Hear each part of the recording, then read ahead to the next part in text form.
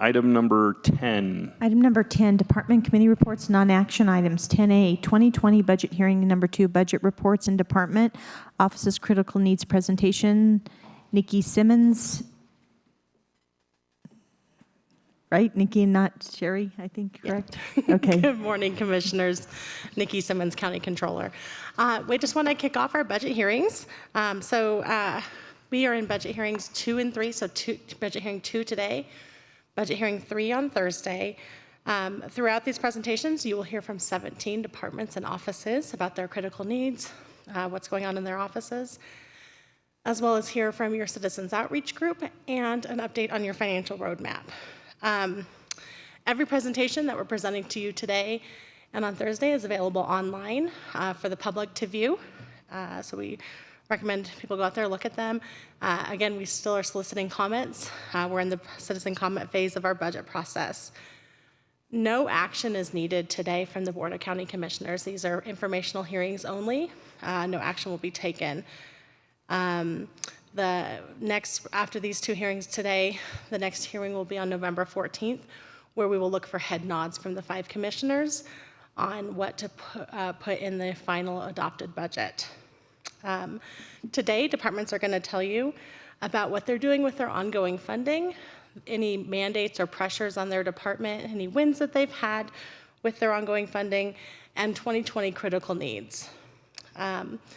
Just want to clarify one thing, that any personnel requests that you're seeing do include any amounts that will go to the self-insurance fund and or to our technology funds if they're hiring new employees.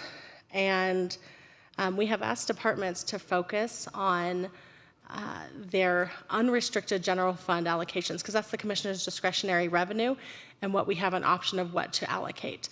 So wanted to point that out because in a couple of presentations you'll see at the end when they talk about their base budgets, they are talking about their general fund unrestricted base budgets. Do you guys have any questions for me before we kick this off? Any questions for Ms. Simmons before we kick this off?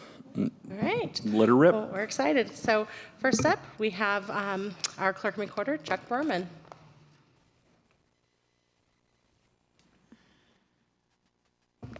If I could ask for a bit of professional courtesy and allow our esteemed County Assessor, Steve Schleicher, to go before me, if that's all right with you. Oh my goodness, what is that? Does he have to give you one FTA now or something in order to make that happen? I think he's going to say he's shorter than you, Chuck. Good morning, Commissioner. Steve Schleicher, El Paso County Assessor. I will tell you 2019 was a very good year for the Assessor's Office. I have no critical needs, but I just ask that you take care of our #1 asset, which is our county employees. Thank you very much. Any questions for our assessor? Yes, Commissioner Gonzalez. I like the standard that our assessor is setting for the rest of the year. No, I'm just kidding. Thank you. You're up, Chuck. Thank you. Thank you for allowing that, and I think you're yielding back the balance of your time to me, correct, Steve? No. Mr. Chair, County Commissioners, thank you for giving me the opportunity to present the Clerk and Recorder's story so that you can use that in your deliberation for your budget. You know, our office seeks to provide the very best in customer service. We work hard to maximize our efficiency, our ability to be remarkable, especially in elections. We're award-winning, and in motor vehicle, it's very nice to go out into the public and tell people what organization you lead and get the positive comments we get about the great work that we do. Our next page is our chart that outlines our organizational structure. If it wasn't for each of these dedicated people, we wouldn't be able to do the amazing things that we can do. Here's our organizational structure. We have 147 FTEs. They're led by our Chief Deputy, Mary Bartleson, who is a 30-year veteran. She started in our organization as a part-time employee in elections and has worked in all aspects of the department. Our election department, our director is Angie Leith, who has 16 years of experience, sits on a number of statewide election committees and work groups, leading not only our organization, but the state in performing elections. Our motor vehicle department is led by Kelly Lindgren. She also has 16 years of experience. She's a tireless worker with great passion for what she does. We have Jimmy Van Buskert, who is our recording manager.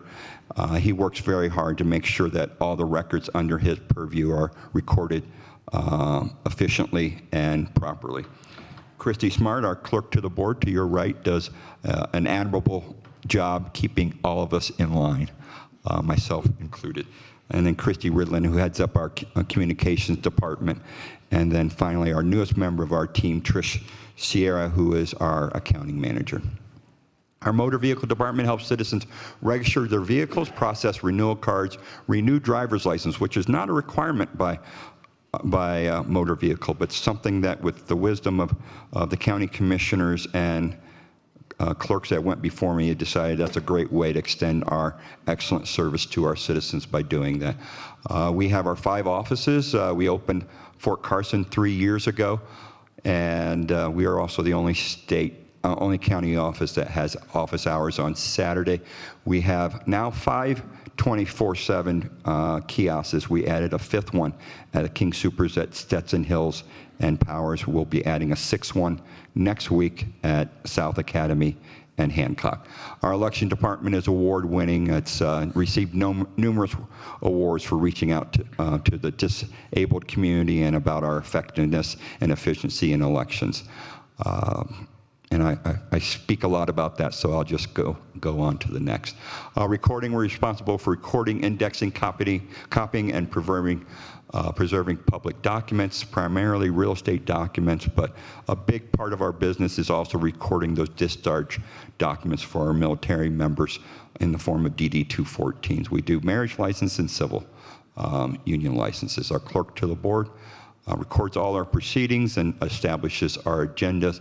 They are also the contact for liquor and marijuana licensing and other property tax matters, especially the Board of Equalization that comes before you every year. Communications, we review, answer inquiries from the press, public, and other groups, fulfill open records requests that are made to our office, inform the public through outreach and other programs. We track clerk-related legislation regarding their potential impact on our office. Operations makes all the things that we do, makes what we do better. And then finance tracks accounts and disperses revenues and administers the other payroll and benefit functions of our office. Our office is covered by a number of mandates and state statutes. The Clerk and Recorder's Office is under, for respective fees, Title 30. Motor vehicle driver's license is governed by Title 42. Elections is governed under Title I of the Colorado Revised Statute. Recording is covered by a number of statutes, some that reside in Title 30, some in Title 38, and Title 14. And the clerk to the Board of County Commissioners, their activity is governed by Title 30 and Title 39. Strategic plans for this next year. The installation of 19 additional 24/7 drop boxes, as we mentioned earlier. I have placed 10 of those with 9 remaining. We're required by law to add 4 additional voter service and polling centers. The goal of the state, the Secretary of State's office and General Assembly is to reduce wait times on election day to under 15 minutes. That's going to take a lot of work, and we're working very hard to be under that. We'll also be implementing for the first time a statewide ballot. So if someone lives in Teller County or in Saguache County and finds themselves on election day in El Paso County, we'll be able to print a ballot, and they will be able to get one given to them over a counter, and they can vote so that they can enjoy their franchise. So that is something that we and the other 63 county clerk and recorders are working on doing. Judge recruitment and retention. As I had mentioned in the past, with this red-hot economic condition that's been created by this presidential administration, the good part is that jobs for our citizens. The tough challenge is finding those workers that want to work 2, 3, 4 weeks for elections. So that is something that we're putting a lot of time and effort to, and I will be making a request at the end regarding this.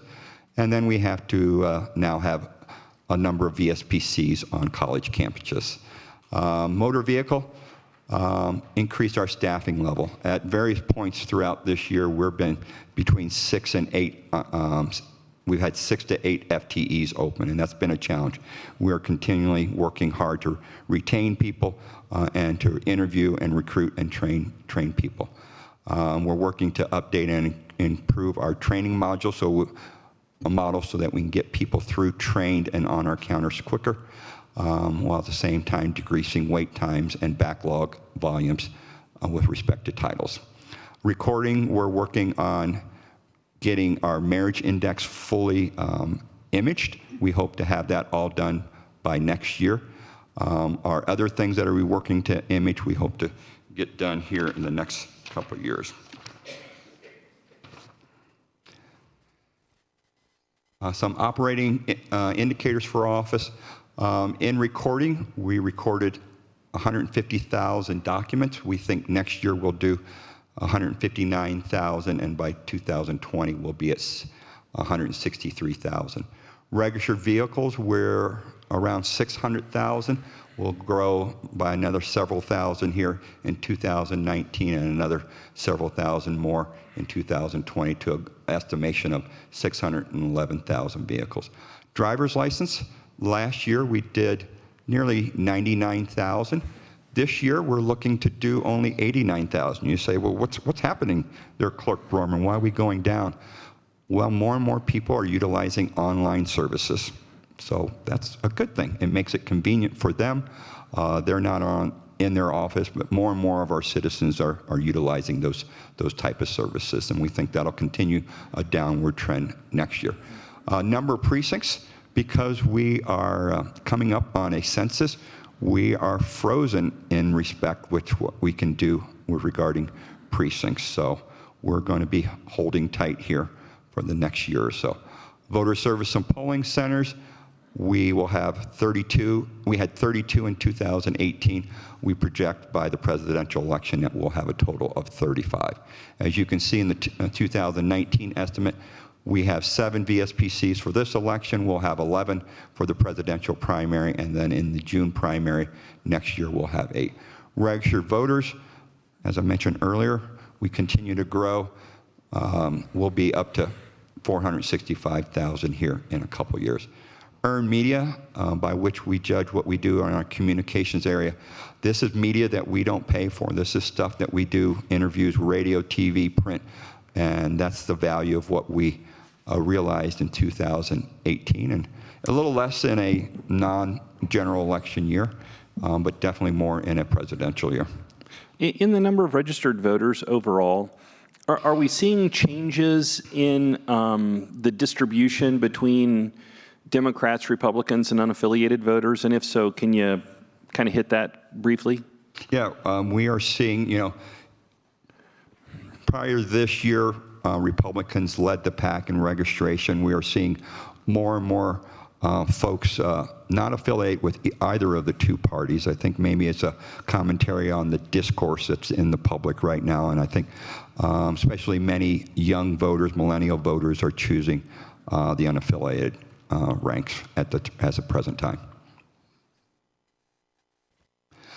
Some operating indicators in our motor vehicle office. So this is driver's license wait times. If you come through about March, we were just a smidge above 10 minutes, 11, 12 minutes.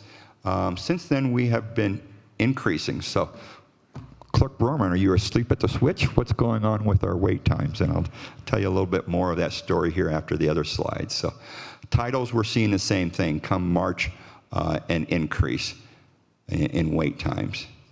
However, in military, we're being able to hold the line and keep their wait times down. And all of that is a reflection of the inability for us to be fully staffed in motor vehicle. That is a challenge for us. That is something that we hopefully that you can help us with my request at the end. We started this year with a number of items we put for on the budget for critical needs. Our motor vehicle phone system, our Cisco system, does a great job in patching us to one another, having teleconference calls. But when it comes to a phone bank, it's not really the best type of mechanism. It does it in in a professional system tells you you are the 7th caller on the line, or that your approximate wait is a certain amount of time. So we don't have that ability to tell our customers how long that they're going to be on the line and when they might expect to have their answer to their call. We receive between 400 and 600 calls a day into our phone bank. We would like to do an upgrade with the phone system that would allow it to be more of a professional business type phone system. We are going to work with county IT and a couple other departments to work on creating a system that maybe we can all leverage that can help us with better customer service to those citizens that call us on the phone. I was going to request 2 FTEs to add staff to that immense volume, but I can't fill the 6 to 12 spots I have open, so why ask for any additional ones? So Why do you think you have 6 to 12 spots currently open? I think it's what I see is the ability to retain people. I am competing against private entities that are paying $2, $3, $4 more an hour for the talent pool, and the talent pool that I see. It takes a lot of interviewing, a lot of screening to find people to do that type of job. It is a very tough job to do. It takes the ability to know a lot of statute and be able to retain it. And to do it, I ask for people to be positive and upbeat and pleasant, and to be able to have a bit of a thick skin such that when a customer is ornery to them, that it's not something that affects their ability to perform. So it's a hard job to recruit for, train for, and retain for because of the market conditions. Okay. Well, and the reason I ask the question, I know there are a lot of folks out there, or there's some folks out there, I should say, that think that county workers are overpaid, they're getting too much money. But it seems to me that this is evidence that maybe if we allow market forces to handle this, the free market is dictating a certain pay structure for these kinds of employees. And if we don't come up with that, then we're just going to go with vacant positions based on based on how well the economy is performing right now. I agree. I am very much a market-driven person, and I do feel that you need to compensate people accordingly. We are not in a vacuum. We have to operate in the greater part of the economy for people and services. And that's what the free market's telling us. I think Commissioner Williams had a question.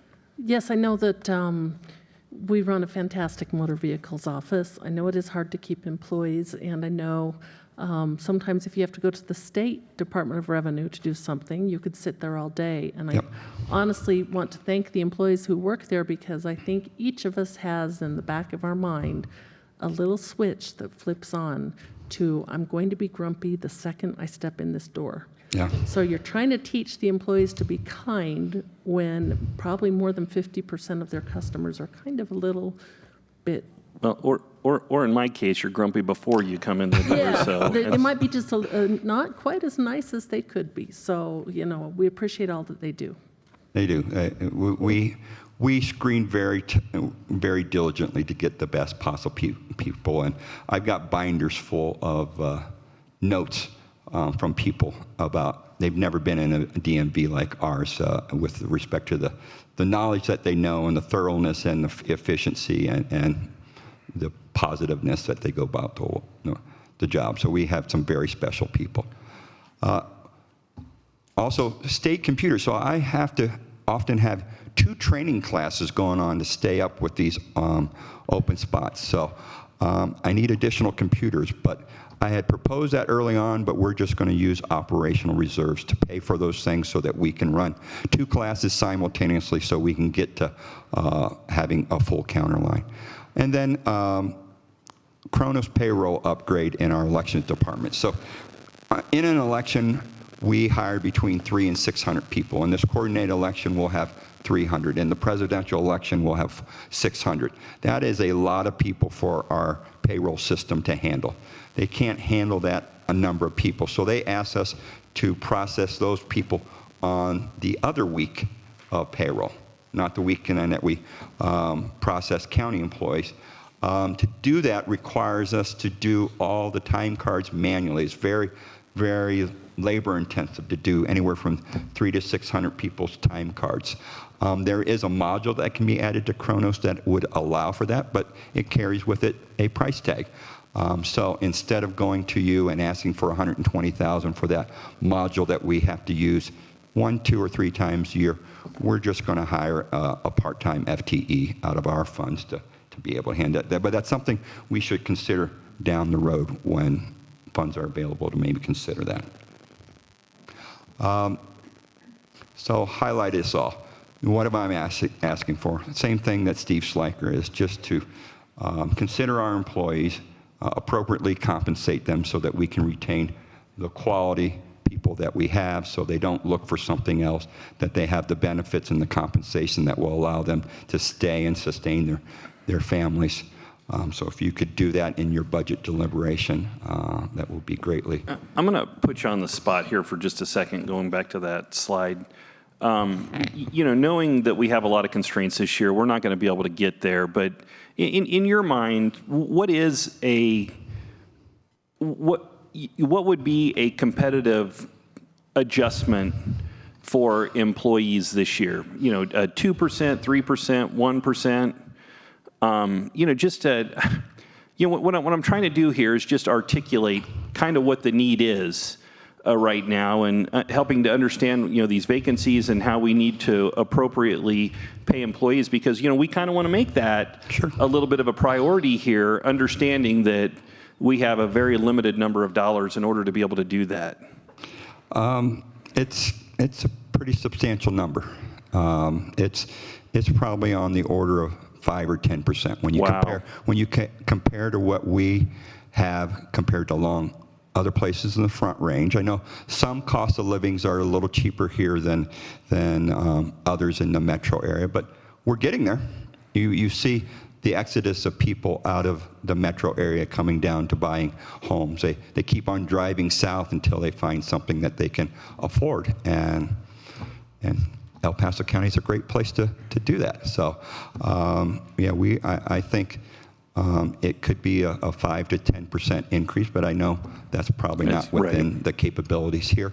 But we would be grateful for anything that you can do for our employees. Thank you. And I'm sorry to put you on the spot that way, but I think that's an important note to get out there for the citizenry. Commissioner Vanderwerf. Thank you, Mr. Chair. Mr. Brownman, you and I have talked about the software that the state has for recording votes at voting stations and so forth, and actually the inefficiency of it, in the sense that it takes a long time to get that vote recorded. So I'm kind of interested in knowing, that actually has an impact on what you do here from the point of view of labor resources that you need to handle a voting process, because of the time needed. I recall vaguely it's 7 minutes per vote for it to be properly recorded here in Colorado, but there are some states that do that in 3 minutes, 1 minute. 90 seconds. Yeah, 90 seconds, that kind of time. So it seems to me like it would be really fantastic if the state would do some investing in that system that would actually help every clerk and recorder across the state with regard to the amount of labor they need to have available for the actual voting. So is there any initiative going on about that? There is, and my director of election, Angelith, is on that working group, that committee, to do that. They have made some recommendations and changes to the SCORE software. We will be able to see this November some of those effects, see what it does. However, a coordinated election doesn't put the volume, doesn't put the pressure on the system like a general election, a presidential election. I think some operational efficiencies have been realized, but I have concerns that it's not there to where it needs to be for 2020. So we continue to work with the Secretary of State and urge them and push them and participate with them to try and drive that process time down. Okay, thank you. Yes, Commissioner Williams. So one of the items we've built into our base budget is a pay-for-performance increase, and I'm assuming you would prefer to be not that to be an equity adjustment, but to receive that into your budget so you can award how you feel is best. I do. I have, I'm a pay-for-performance sort of person. I have a monetary achievement program for our employees. It's something that nobody else offers that I'm aware of in the state. I incentivize our folks. It's part of my way of saying thank you for working a bit harder. Push that button and bring that next customer up. So I give a merit achievement award every quarter for my employees can earn up to $500 more, and it's based on the number of transactions, it's based on their attendance, and also on the quality of their work. So I reward people for doing good work.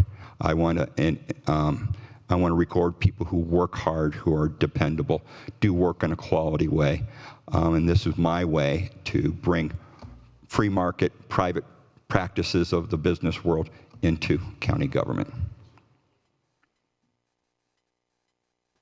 Please proceed. All right, and then my budget is largely unchanged from last year, except for you'll see on that top line $15,000, which I am earmarking for use by the county HR department for the purchase of a tracking software program that will help, called NeoGov, that will help them to track new employees, help them with the onboarding so that I can get people a little sooner so that we can process people and track them more effectively. You know, Andrea McGee can tell you more about that, but I was more than happy to be able to do that because that helps us recruit people and retain people and get them on the line quicker. And if there's any more that needs to be done to help in that recruitment and retention area, I can help with HR. I'd be happy to step up to the plate like the sheriff is on this effort. And then finally, I know this is a budget meeting, but a request for operational assistance. So next year, we will have a presidential election that will be contentious with the economic climate. It's going to be tough for me to find election judges. The county of Jefferson County closes most of their county departments on election day, and they use those employees to help with the execution of elections. I'm asking in some way about 5%. I know some departments can't, but if there's some way that we can't partner to help fill the gap, fill the void so that we can deliver a robust election effort in 2020.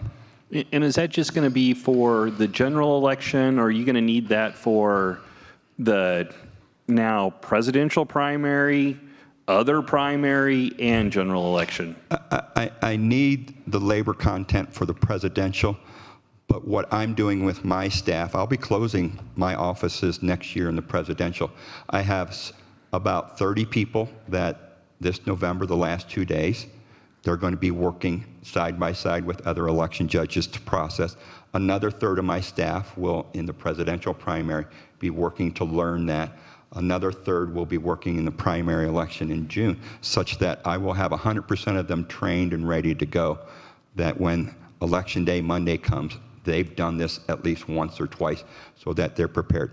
I'm asking for this assistance for the presidential election, but if they want to get their feet wet and try it in the presidential primary or political primary in June, I'd be happy to have them. Excellent. So I won't say no. All right. Any questions? Any other questions?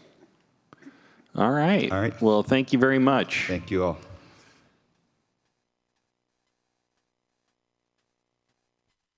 Oh, I guess we do have a question.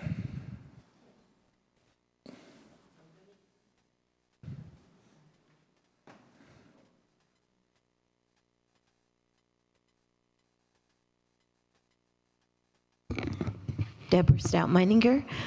All it was a suggestion. I don't know, but I remember when I was a military spouse for a while, back in the day, too long ago.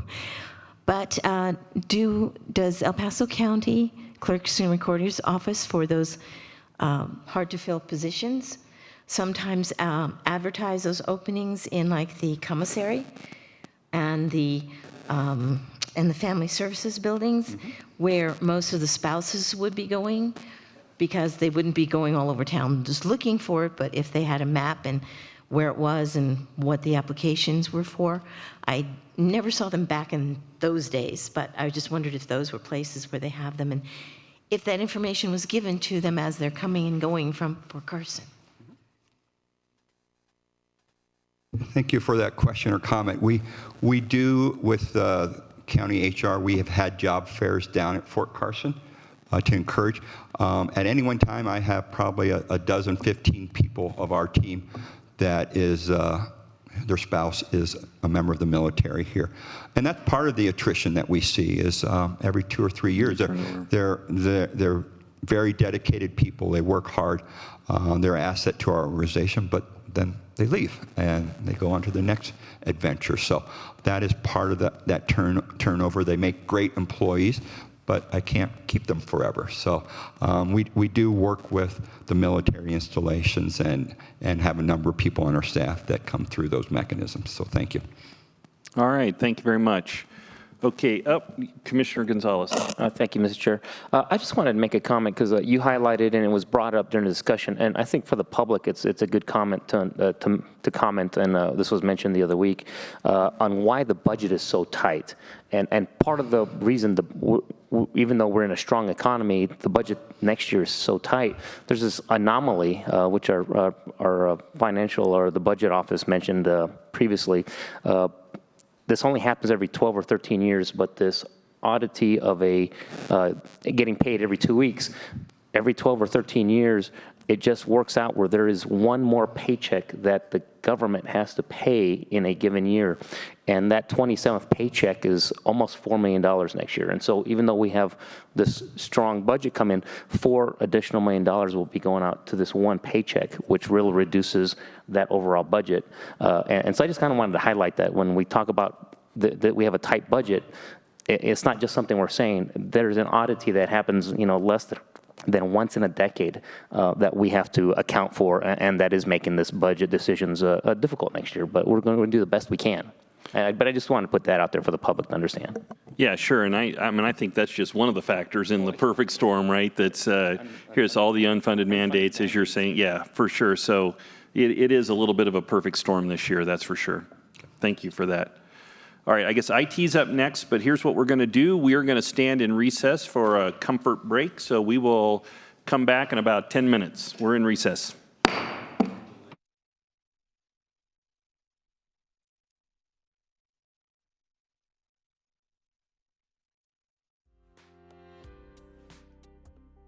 My name is Novi Hoflander, and I'm a nurse with the HCP program for children and youth with special health care needs.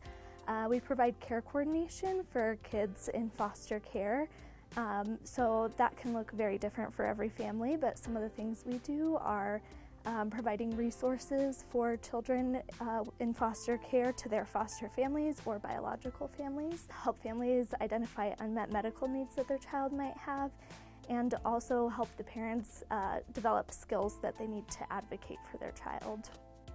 A typical day for me could look like calling families to check up on them and make sure that nothing new has come up that they need help with, attending doctor's appointments with families, going to home visits with families, and also communicating, making sure that all the providers for a child's health care are on the same page. The work that I do is so important because we know foster care kids have unmet medical needs and they're a high-risk population. So for example, I worked with a grandmother who had a severely disabled grandchild who was going to be put in foster care. I worked with the hospital, with the schools, DHS caseworkers, and other partners in his healthcare to make sure we had creative solutions so that the grandmother was able to care for her grandchild. My favorite part of my job is that I've worked with some families who are in a pretty challenging and desperate place in their lives, that they wanted to help their child, but they just didn't have the skills and resources to do so. And so getting to work with a family from start to finish, providing the caregiver the skills that they need to advocate for their child, and watching the child grow and live up to their full potential is really rewarding for me.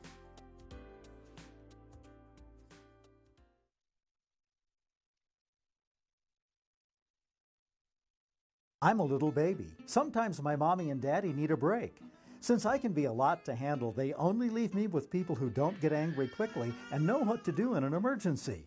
My babysitters never use drugs or alcohol while they care for me, and my parents always say the babysitter can call if they need anything. My babysitters know if they feel frustrated, they can set me in a safe place and take a break, or call 1-800-for-a-child. I'm really glad my parents always leave me in safe hands. I'm a little baby, but I've changed my home in a big way. I don't always want to eat. I wake up in the middle of the night, and sometimes I just want to cry. Mom and Dad love me, but sometimes they reach their limit. They set me down in a safe place and take a break or call a friend to come and play with me. Parenting is hard, but they're doing a good job. If you need help parenting, call 1-800-for-a-child. Did you know most smoke alarms contain radioactive material? What do you do with hazardous waste? Bring it to the county. We accept household, automotive, lawn, and garden chemicals. We take old electronics, medical supplies, porcelain, and more. For more information, go to elpasoco.com. Open the All County Offices drop-down menu. Click on Environmental Services. Your El Paso County government. It's working for you. Like us on Facebook. Follow us on Twitter. Did you know El Paso County offers 8,000 acres of parks and open space to its citizens? Our Parks Division also manages 105 miles of trails and a wide variety of recreation facilities. So come out and play. Check it out at elpasoco.com. Click on Parks, Trails, Programs under the heading Popular Services on the left side of the page. Your El Paso County government. It's working for you. Like us on Facebook, follow us on Twitter.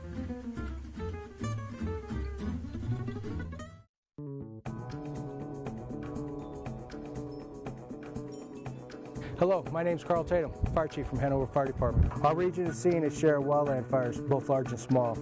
You can help protect your home and your neighborhood by creating a defensible space. Fire mitigation is a key factor in defending your home during wildland fire. For more information, please contact your local fire department or log on to the El Paso County website. El Paso County, Colorado became a county in 1861 when President James Buchanan signed an act organizing the Territory of Colorado. That was 10 years before General Palmer laid out plans for Colorado Springs and 15 years before Colorado became a state.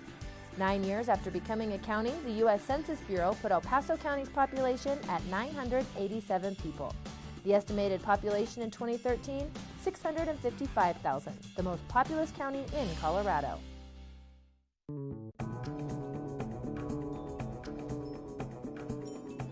Hi, I'm Jamie Bumgarner with Tri-Lakes Monument Fire Protection District. Our region has seen its share of wildfires, both large and small. You can help protect your home and neighborhood by creating defensible space. Fire mitigation is a key factor in defending your home from wildfire. For more information, contact your local fire department or log on to the El Paso County website.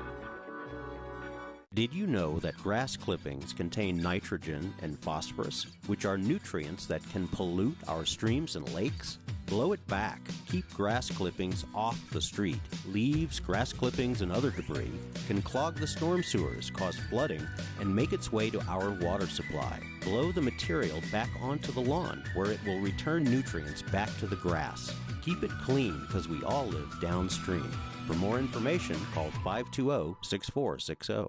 Did you know that water that drains into storm drain inlets along streets isn't treated before it flows into our creeks? Did you also know that 1 gallon of used motor oil can contaminate up to 1 million gallons of water? Dumping oil where it can get into our drainage system is like dumping directly into the stream. Recycle your oil at El Paso County's Household Hazardous Waste Facility and keep our water clean. For more information, call 520-7878.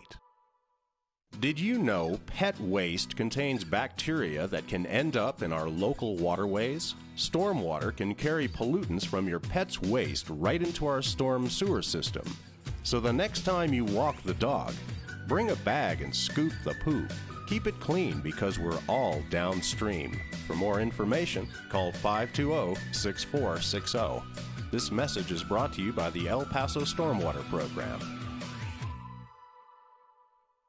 Did you know that grass clippings contain nitrogen and phosphorus, which are nutrients that can pollute our streams and lakes? Bag it, don't blow it. Keep grass clippings off the street. Leaves, grass clippings, and other debris can clog the storm sewers, cause flooding, and make its way to our water supply. Dispose of yard waste properly in bags or tied bundles, and leave the waste on your scheduled trash collection day. Keep it clean, because we all live downstream. For more information, call 520-6460. Tobacco is a problem. Most tobacco users start young, like me. Tobacco hooks us with sweet flavors. Tobacco keeps us coming back with cheap products. It's an addiction and a problem, and it's costing our community. Get the facts. Protect our kids. Visit tobaccotargetsyouth.org.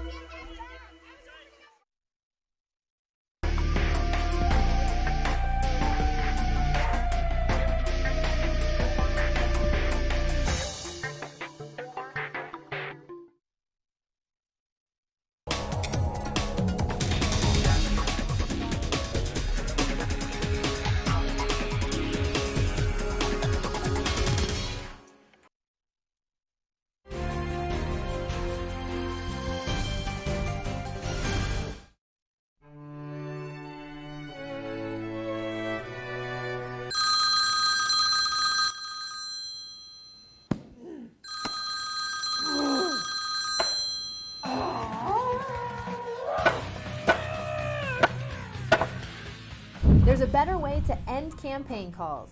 Vote and return your ballot early to help stop the calls. For information on voting or returning your ballot, visit epcvotes.com. My name is Novi Hoflander, and I'm a nurse with the HCP program for children and youth with special health care needs. We provide care coordination for kids in foster care. So that can look very different for every family, but some of the things we do are providing resources for children in foster care to their foster families or biological families, help families identify unmet medical needs that their child might have, and also help the parents develop skills that they need to advocate for their child. A typical day for me could look like calling families to check up on them and make sure that nothing new has come up that they need help with, attending doctor's appointments with families, going to home visits with families, and also communicating, making sure that all the providers for a child's health care are on the same page. The work that I do is so important because we know foster care kids have unmet medical needs and they're a high-risk population. So for example, I worked with a grandmother who had a severely disabled grandchild who was going to be put in foster care. I worked with the hospital, with the schools, DHS caseworkers, and other partners in his healthcare to make sure we had creative solutions so that the grandmother was able to care for her grandchild. My favorite part of my job is that I've worked with some families who are in a pretty challenging and desperate place in their lives, that they wanted to help their child, but they just didn't have the skills and resources to do so. And so getting to work with a family from start to finish, providing the caregiver the skills that they need to advocate for their child, and watching the child grow and live up to their full potential is really rewarding for me.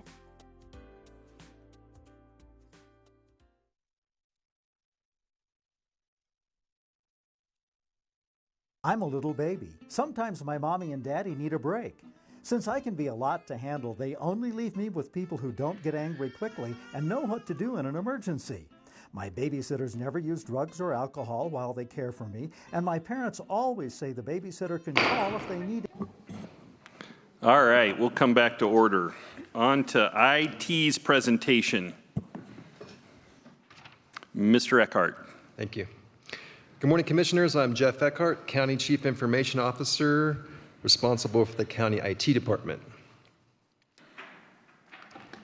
The IT Department is the primary technology provider to all county business units, with a focus on reliable and secure technologies delivered by 69 qualified technology professionals dedicated to superior customer experiences. The numbers in the top left corner of each box here on this slide represent the headcount dedicated to that function. Our infrastructure group operates 2 county data centers that deliver everyday workplace services like email, file storage, and file backups and restores. Our data centers host mission-critical county operational systems that support public safety, health, human services, elections, criminal justice, and many more. This group is maintaining their existing systems and functions while really undergoing a significant transformation in their operating model that is being driven by the rise of cloud computing. IT product management is responsible for administering information systems that quietly run the county behind the scenes. These systems pay the bills, pay our employees, run our finances, enable citizen interactions, and map and maintain the county's assets.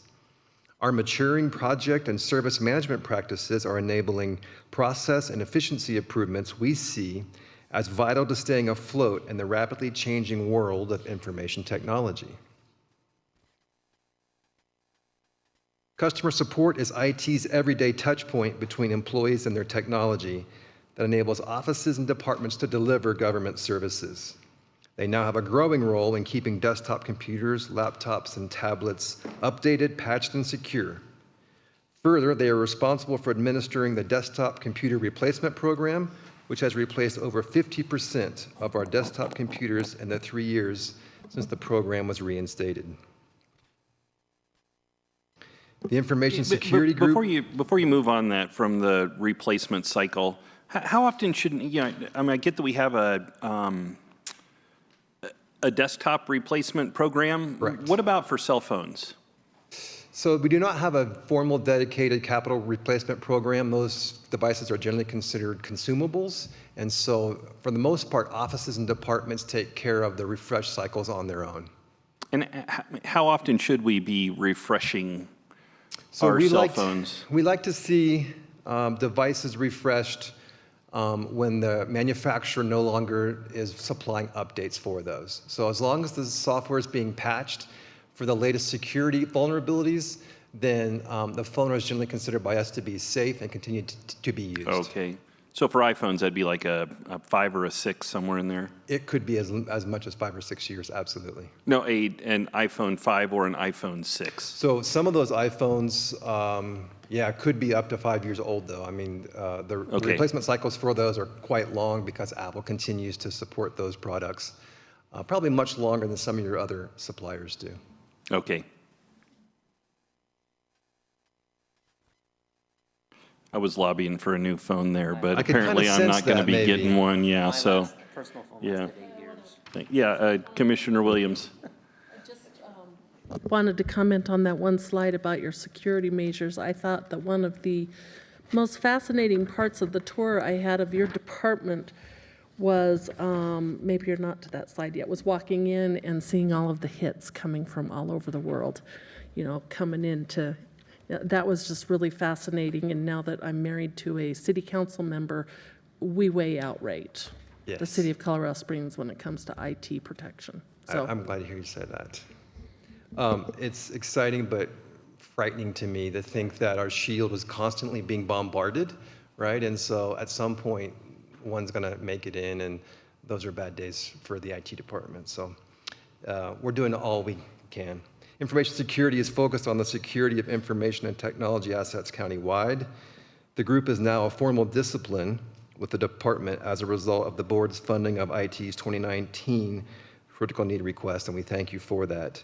The group works with the core mission of continuously improving our information security maturity and reducing our risk. Technology administration focuses on managing technical resources, including tracking our diverse inventory of technology equipment and capital assets. The group has expertise in volume purchasing of technology products while maintaining our vast array of software maintenance contracts and annual renewals. This slide is a snapshot of our important operational metrics that reveals a little more of IT's role in the operation of the county. We maintain a single network, phone system, and standard computing assets across a very diverse set of county functions. Our network connects Cripple Creek to Cowhan, Fountain to Black Forest, from the state of Colorado to the city of Colorado Springs, and 49 unique buildings in between. We support 2,800 county employees with 69 dedicated and talented technology professionals I'm proud to call my colleagues. This is a list of our compliance mandates that guide the design of the technology systems and controls. We are increasingly driven by local, state, and federal information security compliance mandates. This year, we launched our inaugural Employee Cyber Awareness campaign to educate employees on our responsibility to protect the digital information of our citizens, employees, and county assets. The rise of these mandates generate many challenges, including the need to balance security and compliance with usability and the interoperability of county systems.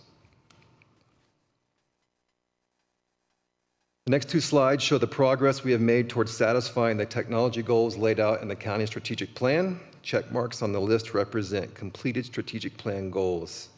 The completion of these goals lead to improved operational maturity and retiring of the county's technical debts.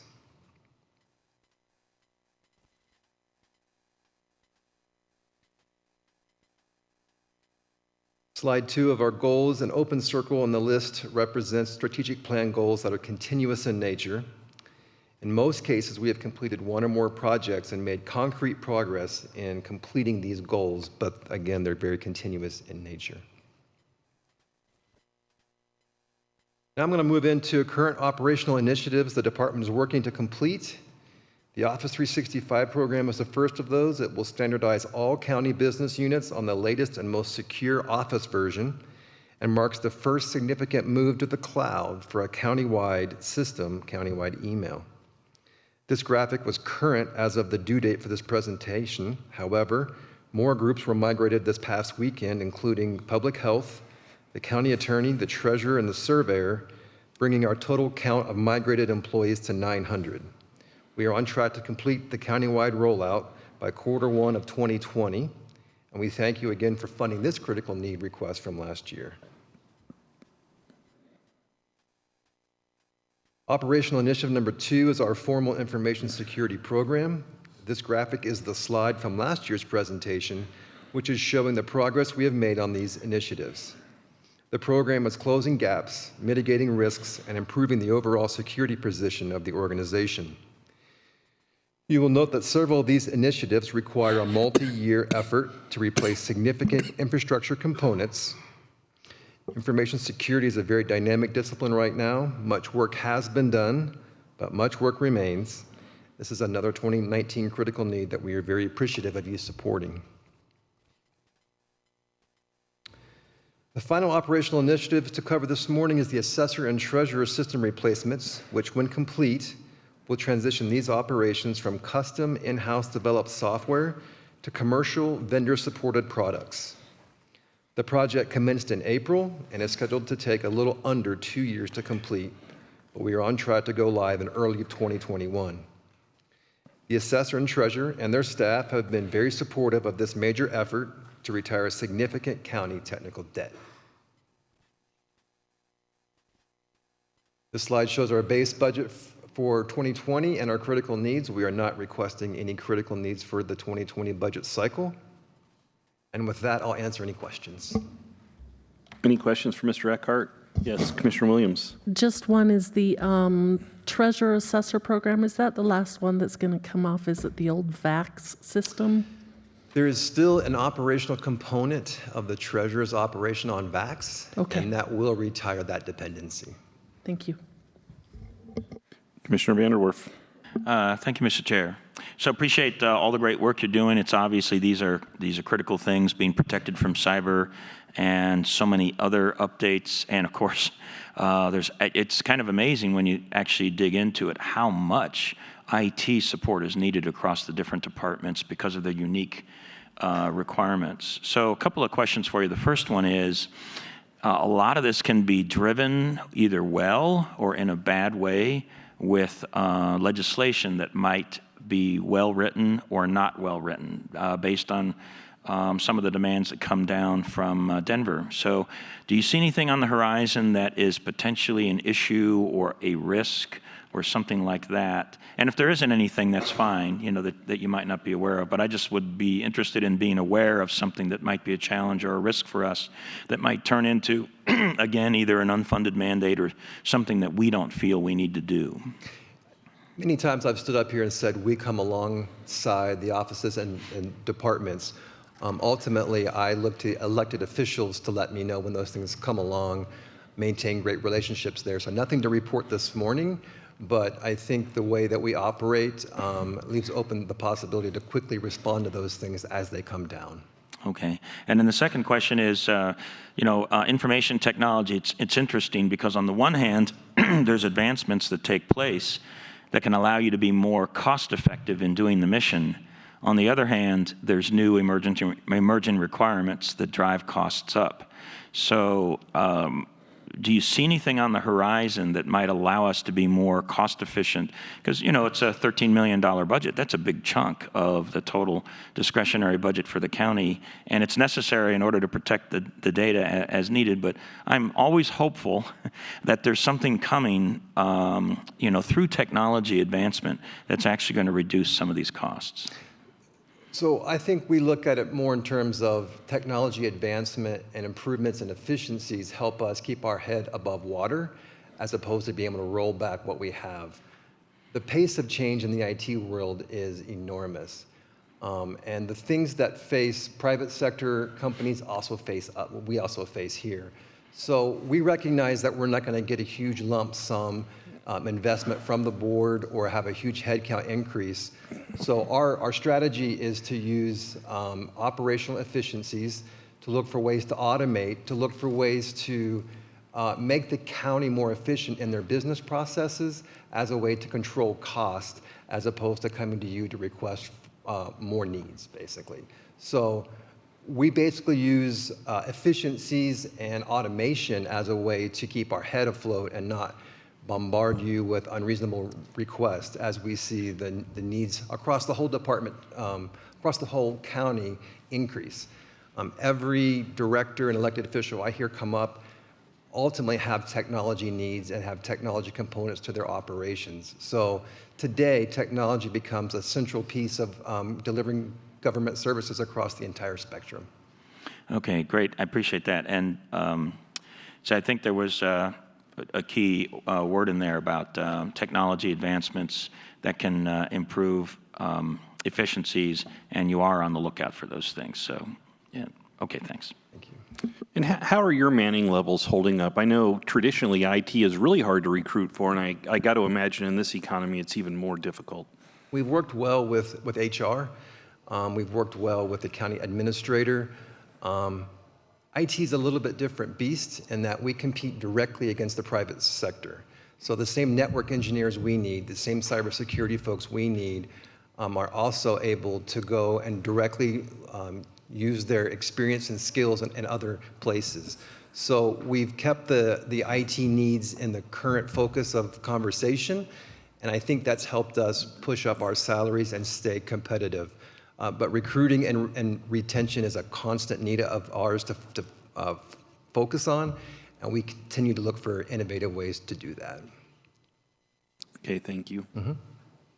Any other questions for Mr. Eckhart? Yep, Commissioner Gonzalez. Thank you, Mr. Chair. I'd just like to highlight, thankful for all the great work you guys do. This is something you have to be very careful about. I think it was 1 or 2 years ago, Atlanta got hacked. It cost them $2.7 million to recover from that. And so these are things you have to take very serious. And so all the great work, hard work you do, and the funding we have to do for this is, that's what we have to do to make sure that our taxpayers, our residents, our citizens here, and all the services we provide are protected. So thank you. Thank you for your support.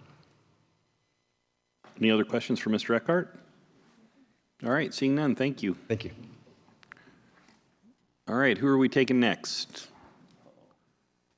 Do you guys want to fight over it, or, oh no, just DHS? Nobody wants to fight Julie. Yeah, nobody wants to fight with Julie. She'd beat them. That's funny. Good morning, Commissioners. Julie Crow, Executive Director of the Department of Human Services. I just want to start by saying thanks to all of you for all of your support throughout this year for DHS, for the citizens that we serve, and also for our staff.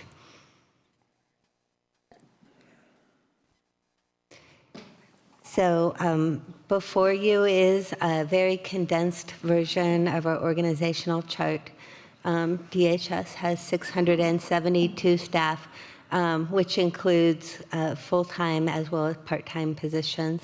And I have some members of our team here today. I have my deputy, Chris Garvin, Andrew Bunn, who oversees our Adult and Family Services division, and also Rachel Klein, who oversees contract management. And a couple of our members couldn't be here today, Jill Calvert and Karen Logan, but I just want to thank all of them because they do a great job every year. And with this size of a department, I certainly couldn't do it without them and the great staff that we have at the Department of Human Services. I also want to support all of the departments that, or thank all of the departments that support DHS, like IT and finance, budget, HR, facilities, and communications. And they do a great job, and it's a very good partnership with all of my colleagues and other departments. I'll jump into child welfare, and I'm going to talk about some big changes for the department this year. Because all of you are pretty familiar with the department, I'll only hit the highlights around kind of the basics of what the department does, but we did include that information for you so that you'll have it. This year, we rolled out differential response. Differential response is something that a little less than half of the counties in the state have adopted, and it's a different way of responding to families, and there's basically two tracks. One is called Family Assessment Response, or FAR, which means a more family-friendly assessment versus an investigation. And this might happen for low-risk referrals with the goal of really preventing further need for department involvement.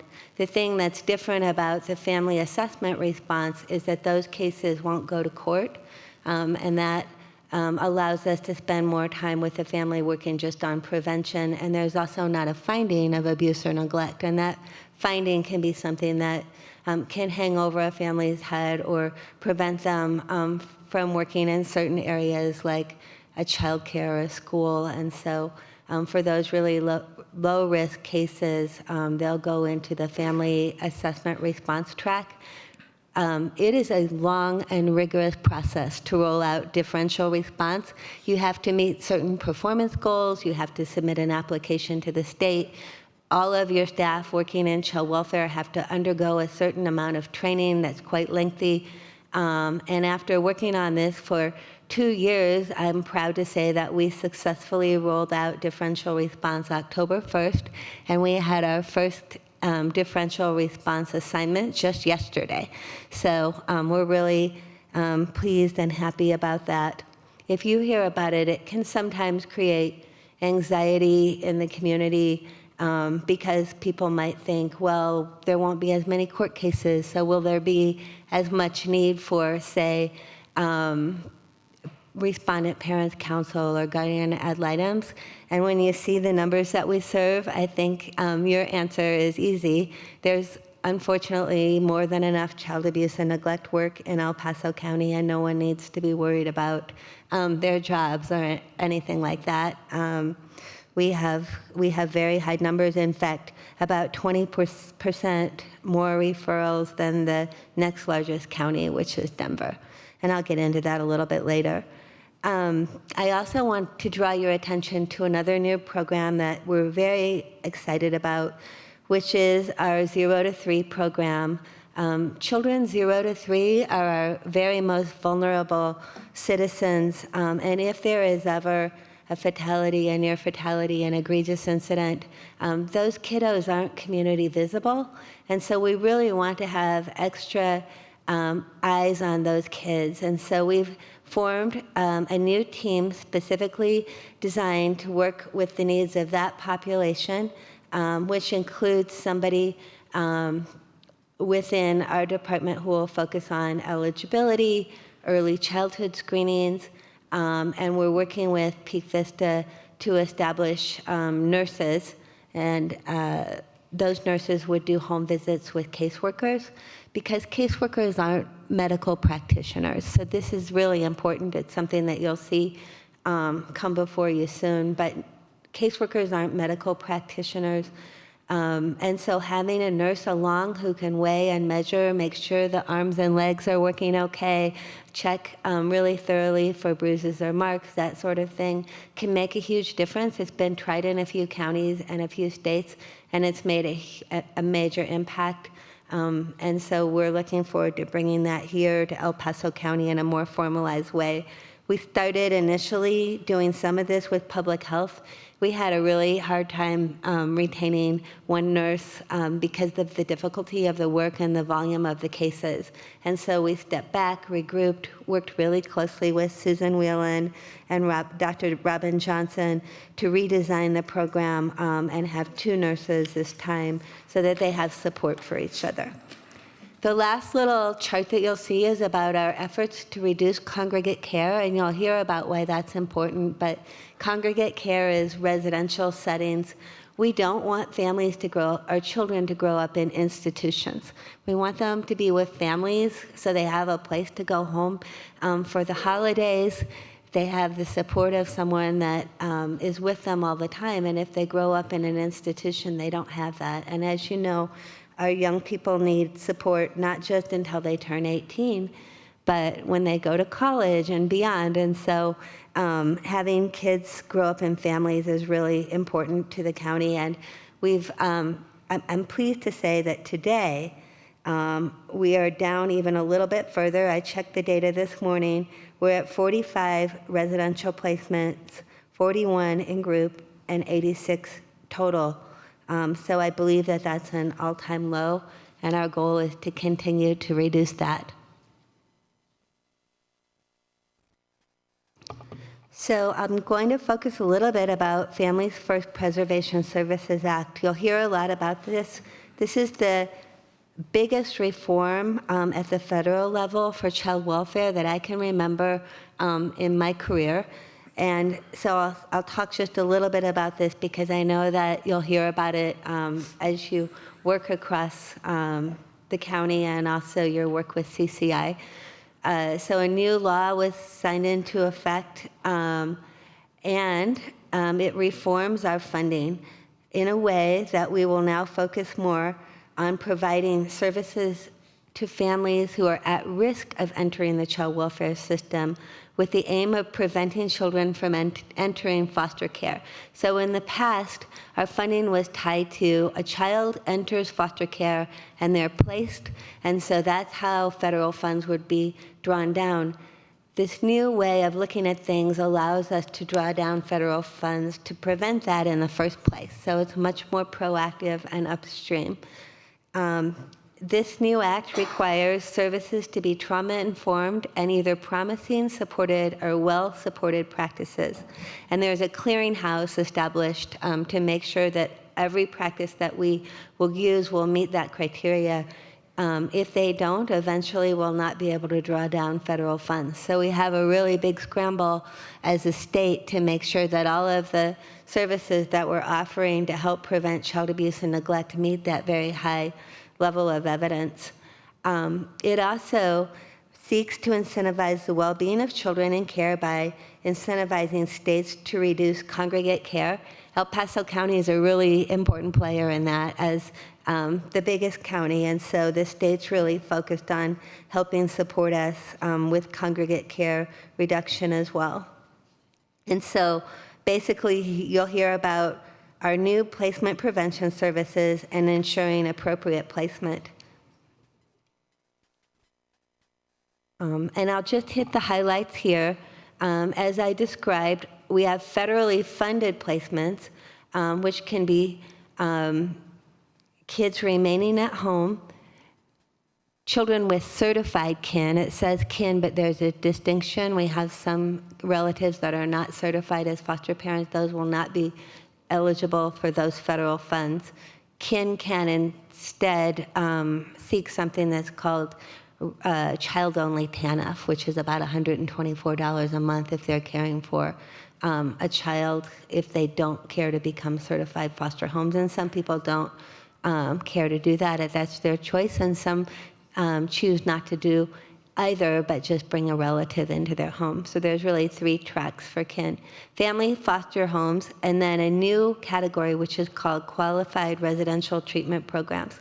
What will not be federally funded, and what you'll hear about, is family group homes, and this is where staff work together in a group home to care for kids. That's constant staff. We've worked really hard in El Paso County. We're at the forefront. We've already helped a couple of group homes turn into foster homes, which will help us because that moves them into the federally funded placement category. Group centers are a lot trickier. They have rotating staff and don't meet the criteria for being foster homes. And so we're working really hard with the state to try to bring in some creative ideas about how to help those group centers become foster homes or qualified residential treatment programs. And then residential child care centers will not be funded anymore. So that group of not federally funded, we're scrambling and working really hard to get kids out of those certain placements or help them convert to the placements in the group above. Because you'll remember, we're funded about 80-20. So 80% of our funds are state and federal and 20% are counties. And so we're not in a position where we can leave those federal funds on the table and fund these services with county-only funding. And so we're working really hard to make all of those changes now. Families First in Colorado should go into effect January 1st, 2020. So it's really soon. And then there are some exceptions. Kids who are human trafficked can be in federally funded placements, pregnant and parenting, adults and youth with their children living with them, and supervised independent living settings, which primarily applies to children with developmental disabilities. And then with residential treatment facilities, there's some restrictions around how those can be used. And so we'll talk a little bit about that. Our qualified residential placement changes include higher standards than what residential child care facilities were. And so when you think about residential child care facilities, you might think of like a Denver Children's Home, Colorado Christian Home. Those places will be asked to turn into QRTPs and basically are in this federal legislation being kind of forced to make changes to their business model or they won't be able to exist. But the good thing is they're really going to be a much higher standard, better quality for the kids that we serve. And so, for instance, they all will adopt a trauma-informed treatment model, have nursing staff, be licensed and accredited, have more family and sibling involvement, all of the things that Can I pause you for good just for a second? kids. Commissioner Vanderwerf has a question. I'm sorry. Yes, thank you. No worries. You know, in going through the lines on these charts, I think you're right. This is a huge change. And Yes. at least so far, it's sounding really good. The one that kind of jumps out at me, and it had to do with attending the Child Alternative Placement Committee meetings, where a lot of the federally funded programs They didn't include what we always knew was the best placement for children, which was staying with parents if possible, or going to next of kin, or going to foster homes. If I recall right, the primary federal funding pathway was to institutions, which is one of the least effective approaches. So they've actually changed this in the legislation to fund foster parents and foster homes and placement with next of kin, and also programs to do what we can to keep children with their parents. Is that actually, that's actually true? Yes. That's great. Yeah, it is great. Now, I will say that there has always been federal funding for foster care, but we're able to provide a lot more funding for kids to remain home, foster homes, and kin through this new legislation. And so it does definitely de-emphasize the residential and emphasize the more upfront services. And so we are really excited. I will say it's a very heavy lift for our staff. The idea of trying to move all of the kids out of group centers as quickly as we can is a little unnerving. There's one entity called Kids Crossing in El Paso County, and I want to give them a lot of kudos. They were able to switch already 2 of their group homes to foster homes, and they've been at the forefront. I met with them when we first heard about this and said, we really need you to do this, and they did it. And so kudos to them, and we have others following suit. Also, another organization that's worked really closely with us on this is Hope and Home, because they've been recruiting foster parents at a really high rate for us for older youth and teens, because if you can imagine, the kids that are mostly in residential and group are older youth and teens, and it's harder to find foster parents for them. And we have a lot of other great agencies, but those are 2 that have in big volume have really partnered with us. So I will say this is a strong county and private partnership also. So I will move on to the next slide, to Commissioner Vanderwerf's point. Why is this good? Why is this important? Certainly, it completely revolutionizes how child welfare is funded and what is incentivized. It preserves families first, which is why it's called the Families First Preservation Services Act. It systematically addresses opioid use and substance use by providing more funding for substance abuse treatment, especially pregnant women and their children and families. It talks about getting the incentive right for placement, paying for what works, and evaluating programs to make sure they're effective, and children being placed in the least restrictive and family-like settings so kids have a home. This is a little bit about how we'll do it in El Paso County. We're already gearing up, as you can see by looking at our congregate care numbers. So we're focusing on developing and expanding prevention services. We're way ahead of the rest of the state in terms of moving funds from being billed to our county core services area to Medicaid, and you'll hear later about a grant that we received from the state to help other counties learn what El Paso County has learned and do that as well. And then we're also working with Colorado Community Health Alliance to co-locate a staff here to help us navigate those complex Medicaid cases. And the reason that is important is Medicaid can fund things, and we want to use that first so that we can preserve our other funding to make these critical changes that are needed to address families first. And you'll see that congregate care is being significantly reduced with few exceptions. There's elimination of group home and group center placements. We were selected as one of the only counties in the state to start a kinship navigation program in El Paso County that is an evidence-based model that we hope to have funded through Families First. And we now have a new project going on to focus on working with children who have developmental disabilities and how we can make sure they're funded appropriately by other funding streams, saving county dollars when at all possible. And We have 5 of our own county foster homes in progress to focus on older teens and youth that we've had a really hard time moving out of residential or group homes. And we've worked closely with our private agencies so they understand what we're doing and have been supportive of that.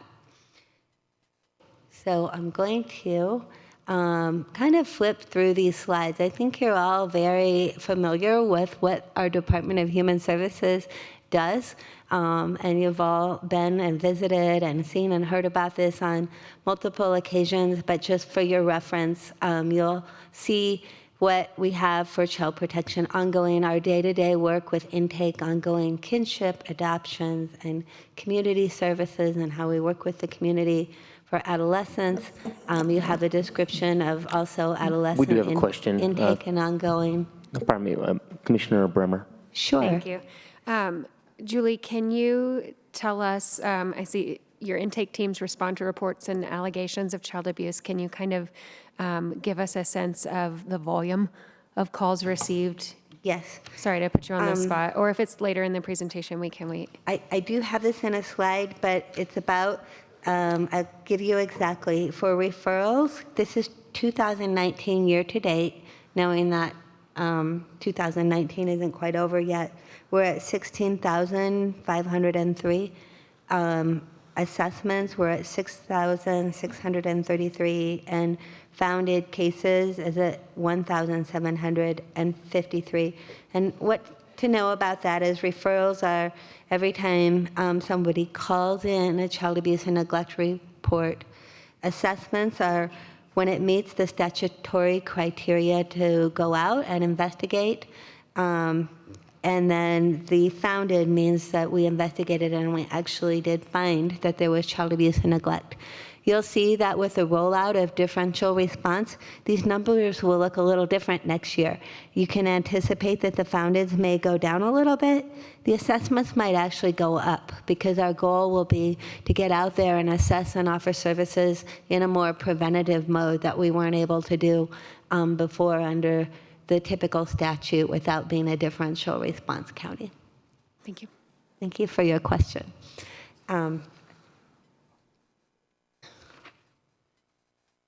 So I'm going to move on to just, again, another description of the department. I think you're aware of all of these different teams. They do great work, and to your question, Commissioner Bremer, our hotline team, a big shout out to them. And can you imagine answering 16,500 child abuse and neglect calls every day and what that job must be like and documenting those calls? So one thing that we're really appreciative of is our Human Resources Department adding staff in our county healthcare clinic, a psychologist to help if there's trauma and that sort of thing, which can apply not just to child welfare, but to a lot of the positions at the Department of Human Services, because we work with a clientele that can be under a great deal of stress and pressure. So having that extra psychologist is very much appreciated, and thank you. So I'll move on to our Economic and Administrative Services area, unless you have any other questions. So EA is what we call this area. I think, again, you know quite a bit about this area. I think the important thing to highlight is the good work that they do, determining eligibility and managing cases for multiple aid programs, including our Supplemental Nutrition Assistance Program, or SNAP, initial in-person access at multiple locations, and you can see that, as well as online and mobile device application by fax, email, and U.S. mail.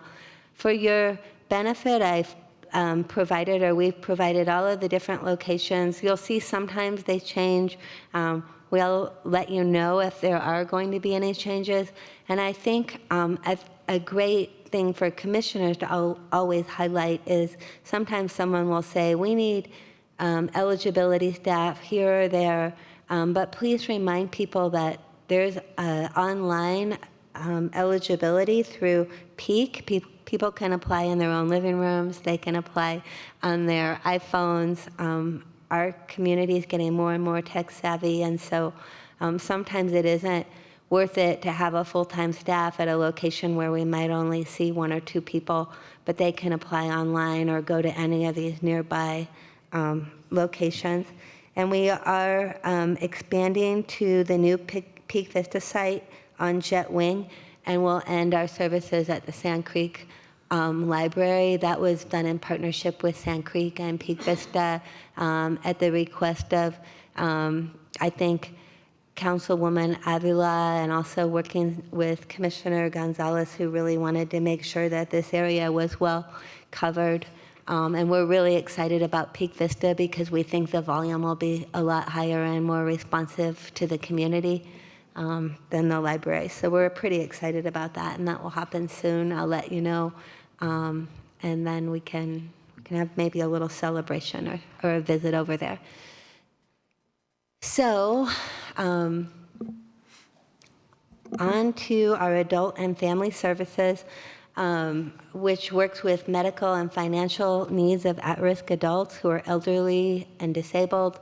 They provide assistance to families so children can be cared for in their own homes, while also working with families on job preparation, securing employment, to reduce reliance on assistance programs. Our adult protection team is a really small and mighty team, and you're going to hear the numbers. This is a team that has consistently met their state outcomes for well over a year, and not only met, far exceeded, and you'll see a little bit of that, but a really strong team within DHS, led by Chris and Andrew Bunn, and some of their staff, and they just do an amazing job. And then also, they determine eligibility for all of these various programs, such as TANF, CCAP, which is our child care assistance program, and these programs that you don't hear as much about, but certainly state aid to the needy and disabled, old age pension, home care allowance, long-term care, and other medical programs for adults. They all do a great job helping protect our elderly and at-risk populations, so thanks to them. In terms of our contracts, we have Rachel Klein here. She and her team process over 400 contracts in partnership with procurement. There's always an HR and a finance piece as well. And these include service contracts such as child support, employment, subsidized child care, physical agreements, foster care, purchase orders. We have internships with over 25 institutes of higher learning, and a lot, I'd say most of the interns end up getting jobs at DHS, so we're really proud of that, and we have a great internship program as well as a training program for our interns. And there's some research that was done at the state level years ago that shows that people that intern tend to stay longer. It helps with retention, and we do anecdotally see that. Working within our department, people come in understanding the job and just feeling more confident and competent. And then you see the number of purchase orders that Rachel and her team process and the number of grants that we manage. In terms of mandates and state statutes, this is more for your reference. The biggest change again this year is the Families First Preservation Services Act, and everything else is the same as last year. And then for our strategic plan goals, again, this is more for your reference. I'll hit a few highlights, things that are kind of different this year. With the Health First Colorado Provider Network Expansion and Support Grant for $242,000 and change. This is a grant that really is set to teach counties, not only in El Paso, Teller, and Park. We had a first-year grant. The state almost never awards a second-year grant to expand to the Southeast and San Luis Valley counties so that they can successfully bill Medicaid for services instead of using core services. those counties have been so appreciative because it helps save on county-only dollars. And with Medicaid, it's state and federal funds. With core services, there's a 20% county match. So every time we're able to move those dollars over to Medicaid, we're bringing our federal dollars that we already paid into home to be used in El Paso County in our economy, and we're also saving county-only dollars. Go to the next slide. Some work that we did to utilize federal grants and other funding opportunities to ensure our county residents are easily able to access county services. We worked really hard this year in advocating through the CCAP allocation task group and other means to prevent what would have been a 28% or $4.6 million reduction in El Paso County's CCAP allocation. The state came up with a new formula that really was, and you'll remember me doing an emergency briefing on this, it really disadvantaged not only El Paso County, but the entire Southeast and San Luis Valley. And we worked really, really hard to advocate. We worked with our early childhood councils and early childhood leaders in the community in partnership to advocate so that we didn't lose those funds this year. And you'll hear more about that later. And we also worked really hard with Commissioner Waller and the Budget Office to advocate for a new workload model for child welfare. In years past, if you look at our budget, though our volume of work in child welfare for referrals, assessments, and cases was much higher than the next biggest county, their allocation had literally been millions and millions more. And with this new workload model, we're now treated equitably for our referrals, assessments, and cases. And our two budgets with that next biggest county are much more equitable. And I want to thank Commissioner Weller for his work on the Child Welfare Allocation Committee. I know that it's one of his favorite committees. He enjoys it, and he really appreciates everyone that sits on that committee. So thank you. Yep, for the record, I love them all, if they're watching somewhere. I had heard that. And thank you, Commissioner Bremer, too, for pitching in at the last meeting as well. So a few highlights of other strategic plan goals. So we're really focusing a lot on substance abuse treatment this year, particularly because it has such an impact in El Paso County in terms of driving our referral volume up. And so you'll see 20 contracted providers to do substance abuse evaluations and treatment. Our work that I talked about earlier on 0 to 3, a lot of those families are referred through our hospital systems because of, sadly, drug-exposed babies.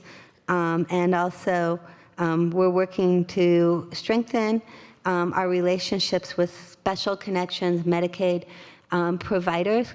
We have a program in the state called Special Connections that provides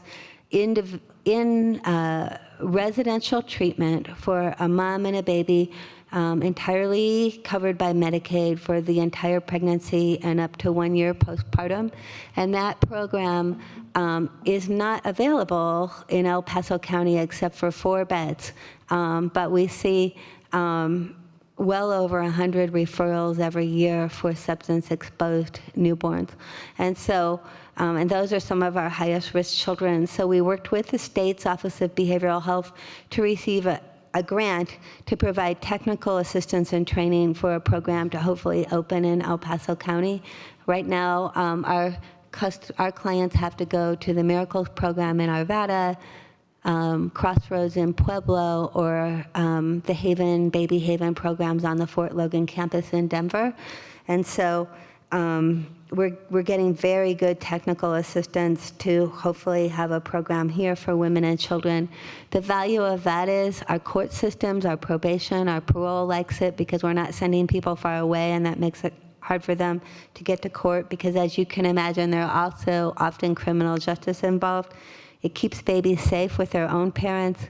Another value is those programs focus on not just substance abuse treatment, but they focus on how do you become self-sufficient and get a job. And so people leaving those programs become self-sufficient, tax-paying members of society who are parenting their own children versus kids going into the child welfare system and parents bouncing in and out of the criminal justice system. It's really a two-generation program, and we have what I like to call a special connections desert in El Paso County. We just don't have enough beds, and so we're working really hard to establish such a program here. So let's see. I'm sorry, I got one slide behind myself. So that the program I just talked about was our second bullet on slide 17. And then I'll move on to slide 18. This is about expanding community partnerships to reduce dependency on human services. You know a lot about this, but one of the programs that I will highlight today that we're really proud of, you'll remember about a year ago, we moved our employment and education program from under Colorado Works to an in-house program after a lot of analysis and recognizing that it would save the county over $600,000 to do that in-house. So we did make that move, working closely with the community partner that had prior run that program, and they were great at helping us make that transition. And then with some of those savings, we launched a program called the TANF Employment Accessibility, or T program. Again, a program under Chris and Andrew Bunn, and Carissa Hervey also works really hard on this, and Karen Logan. But what we've done is use TANF funds to subsidize employment for now what's been 51 participants. It's probably even a little higher since I submitted my slide deck. So they're in subsidized employment through a temporary agency, and they practice working at the Department of Human Services. They do real work. They are in a temp situation, and if they work out really well, when their subsidy is over, we can hire them into DHS jobs. And so you'll see that 8 of these employees have already been hired into a full-time employment within DHS, which creates a path towards self-sufficiency for our clients. Commissioner Bremer. Thank you, Mr. Chair. You know, in this, can you speak a little bit to eight of these employees have been hired into full-time positions, but how many vacancies do you currently have in the Department of Human Services? I will have to get back to you with that number. We float around 10%. So I'll get you an exact number, though, because I don't want to Sorry to put you on the spot meeting. with that, but basically we are solving a lot of problems with one program here is the vision that I see. You're taking people who need work and want to work, training them, giving them the skills, and then also filling vacancies. These are not new positions. They are positions that you've been unable to fill with employment pools. Absolutely. And it's just delightful for people. I'll give you a story. A client came into the lobby when we started this program to apply for TANF, and Carissa and her team were able to say, well, would you like to just get a job today? And she was like, what? And you can work here at the County Department of Human Services. And she just couldn't believe it. And then that same day, we had the employment specialist through the temp agency on site, and she was referred over, filled out all the paperwork, and immediately had a job at a temp agency working at DHS. She never saw herself on the other side of the desk. So going from being a client to working at DHS meant a lot. And the thing that's especially nice about that is you understand both sides. You understand the human side of how it can be scary and kind of humiliating in a way to come in and apply for emergency assistance, and now to be on the other side of that desk and have that sort of empathy. a win for the client, just like you said, a win for the Department of Human Services, and dignity back for someone who's now gone on and has a full-time job. So pretty incredible program. And I just have to give another kudos to our staff. I've worked at other state and county agencies, and it would have taken a year or more to get this off the ground. This team got this off the ground in maybe 6 weeks. Yeah. So kudos again to them, from idea to reality, very, very quickly. And also to you, I believe you approved the contract with the temp agency. So thanks to all of you for moving quickly and being efficient in county government.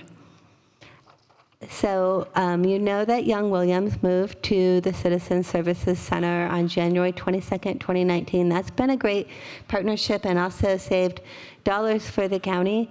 But some really important pieces of that move: we now have a child support kiosk at Young Williams. No, I'm sorry. We have a child support kiosk at Young Williams where people can pay their child support through kind of an ATM-like machine, so it helps improve child support collections. We're working with them to have perhaps a peak kiosk there. They're attending our meetings where we talk about outcomes. And for the first time this year, our child support contractor has met consistently our state measures around child support collection. The reason that's so important is kids have the engagement of the non-custodial parent who's paying child support. We have programs to engage parents more in parenting. And also, it may prevent a child from, or the other parent from having to apply for emergency assistance or benefits because child support is being paid. So it's been a great partnership to move them into our building, and we've been able to have a lot more day-to-day contact with them and our staff. This is a contract that Rachel Klein, who's here, oversees, and also, again, one of the Andrew Bunn and Rachel Klein kind of partnerships. And Jeff Ball is our CEO of Young Williams. He's doing a phenomenal job leading his team to meet some of these outcomes that we've struggled to meet for quite a number of years around child support collection. And you'll see those numbers in a little bit. On this particular slide, this is all about community partnerships to reduce homelessness. Chris Garvin is our lead on everything related to homelessness initiatives, and does just a great job. He covers all of this related to representing us at the Pikes Peak continuum of care. And one of the questions I think DHS often gets and commissioners may get is, what can the Department of Human Services do to reduce homelessness? And I think there can be a perception that we might have housing. Well, we don't. We have restricted state and federal funds, so we just don't have housing, but we have all sorts of programs to help people get jobs, to help them with emergency assistance. You see those locations here. And we have other great people and partnerships in the community that offer housing. So just kind of good to know and where the sites are. We do work really hard with on-site staff at the Springs Rescue Mission, and that's been a great partnership as well for our homelessness initiatives. And then on slide 22, you'll see some of the outcomes in terms of what's happening at Springs Rescue Mission. Our staff has seen 3,287 of their clients through July, and you can see that they've answered questions, provided changes for benefits, adult assistance, redetermination of benefits, helps with food assistance applications. So it kind of highlights some of the ways that the county can really help, and also help people become self-sufficient and have access to employment as well. Other highlights, we continue to work with the Not One More Child initiative. Commissioner Bremer is now a part of that group, and we meet monthly with a large array of community partners because we recognize that Preventing child abuse can't be the role of just one county Department of Human Services, but we need our partners in the community to help us do that. And so we meet actually quarterly with that group to talk about how we can prevent child abuse and neglect and ways that we can work together to do that.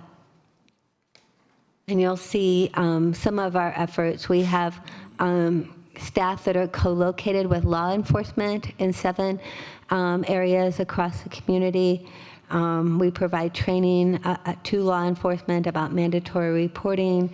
We continue to distribute materials about preventing child abuse and neglect. You'll remember that this year, our Child Abuse and Neglect Prevention Month focused on efforts with the Colorado Springs Conservatory. We had a flagship event that many of you attended where youth sang the song Home. They came here and sang the song, and they also went to county commissioner meetings and town hall meetings, city council meetings around El Paso County, and sang that song with the reminder that every child in El Paso County deserves to have a safe home to live in. And we planted pinwheels. We also had an event at the YMCA to recruit foster parents. I talked about our Peak Vista partnership with adding nurses to visit with caseworkers. So that's good for you to know and think about. And also, we've highlighted the locations for you where our services are. In terms of data, back to Commissioner Bremer's question, you'll see that we are growing. It's leveling off a little bit related to referrals, assessments, and founded cases of child abuse and neglect, still about 20% larger than Denver County, which is, I think, surprising to a lot of people. You'll see our foster care placement numbers have gone up. Our kinship placements are leveled off, and these are still projected for 2019, so they may go up a little bit. Other key indicators, our adult and family services snapshot. Think about this in terms of reports in adult protection. These are at-risk adults who need protection, and how quickly those numbers are going up. All of those are tracked in our adult protective services system. It's a cloud-based system, and we can monitor real-time outcomes with that group. We also serve over 2,100 families a month for child care assistance programs, and in TANF, about 2,703 families per month. Here are a few other indicators in EA or economic assistance, a snapshot of the number of food assistance clients. Cases, clients include whole families, and just a reminder that a lot of recipients of SNAP or food assistance are children. And then food assistance issuance in dollars, the number of applications, and medical assistance applications, all very high, but we're a big county, so I think it's to be expected. We are implementing a new we added a new phone system. We're continuing to make progress so that our speed of answering is faster, and we did implement the HS Connect system that many of you have seen. That's a queue system and really helps us with this massive volume in terms of getting the work done more efficiently, and Jeff Eckert and his team have been a great help with HS Connect's rollout in El Paso County as well. These are some of our performance measures. On the left, you'll see the state goal. On the right, you'll see the county performance. And so 90% the state would say is a stretch goal. They like to set the goals really high and have the counties reach for them.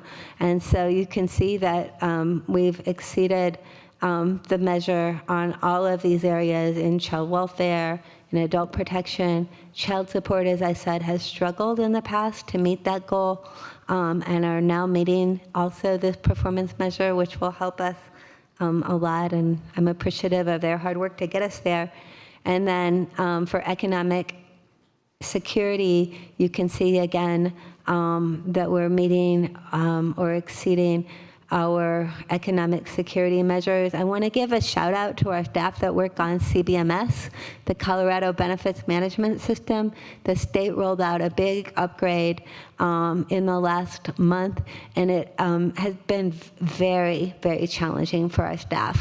It's taken them longer to process cases. We'll probably see some of these performance measures dip in the next month or two because of the massive change to the state system that our staff are adjusting to. But what we're hearing is extra screens, extra clicks, takes longer.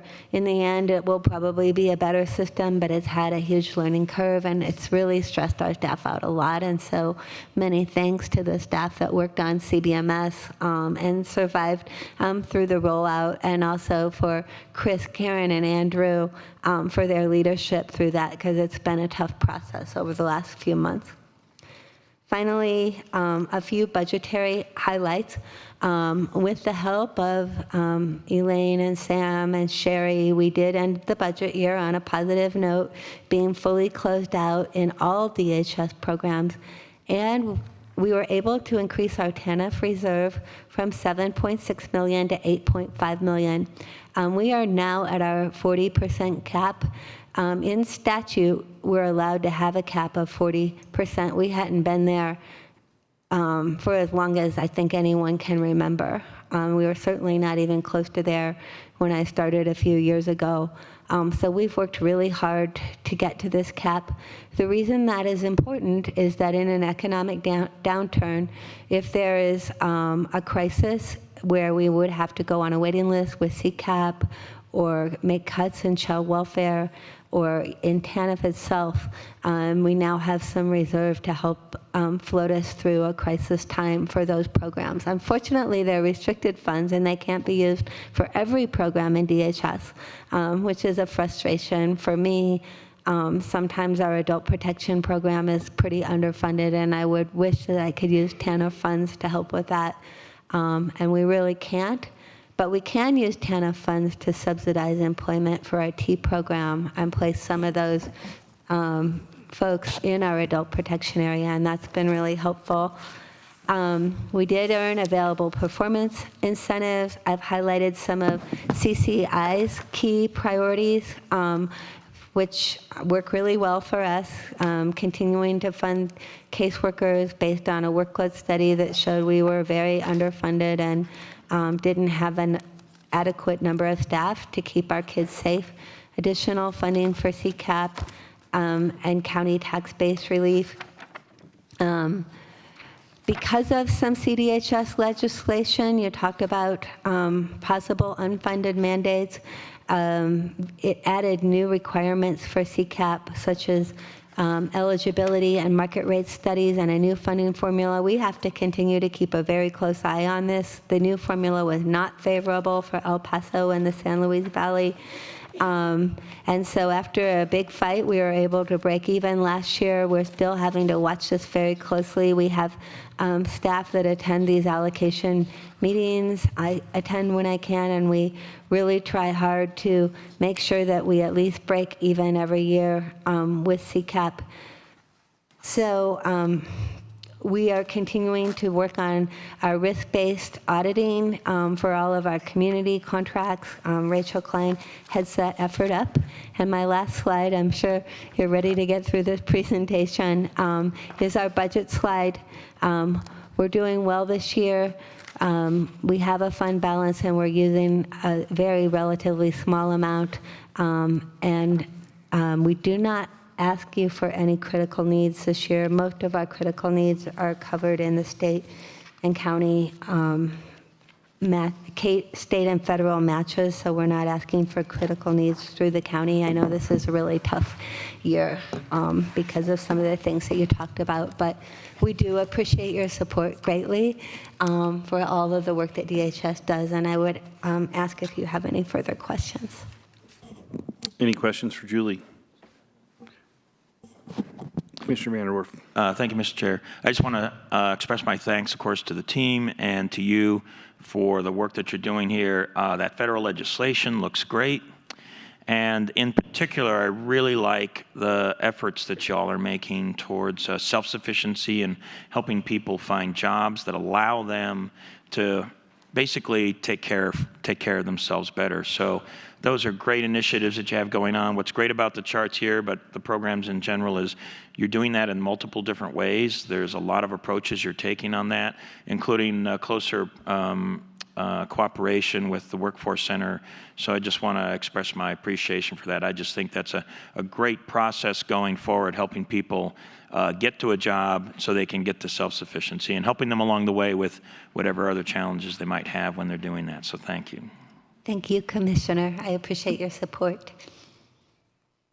Anything else? All right, if not, thank you. Thank all right, you. so here's what we're going to do. Our next presentation isn't scheduled to start until 12:45, so we are going to stand in recess for the next hour for lunch. We will resume here at 12:45. We are in recess.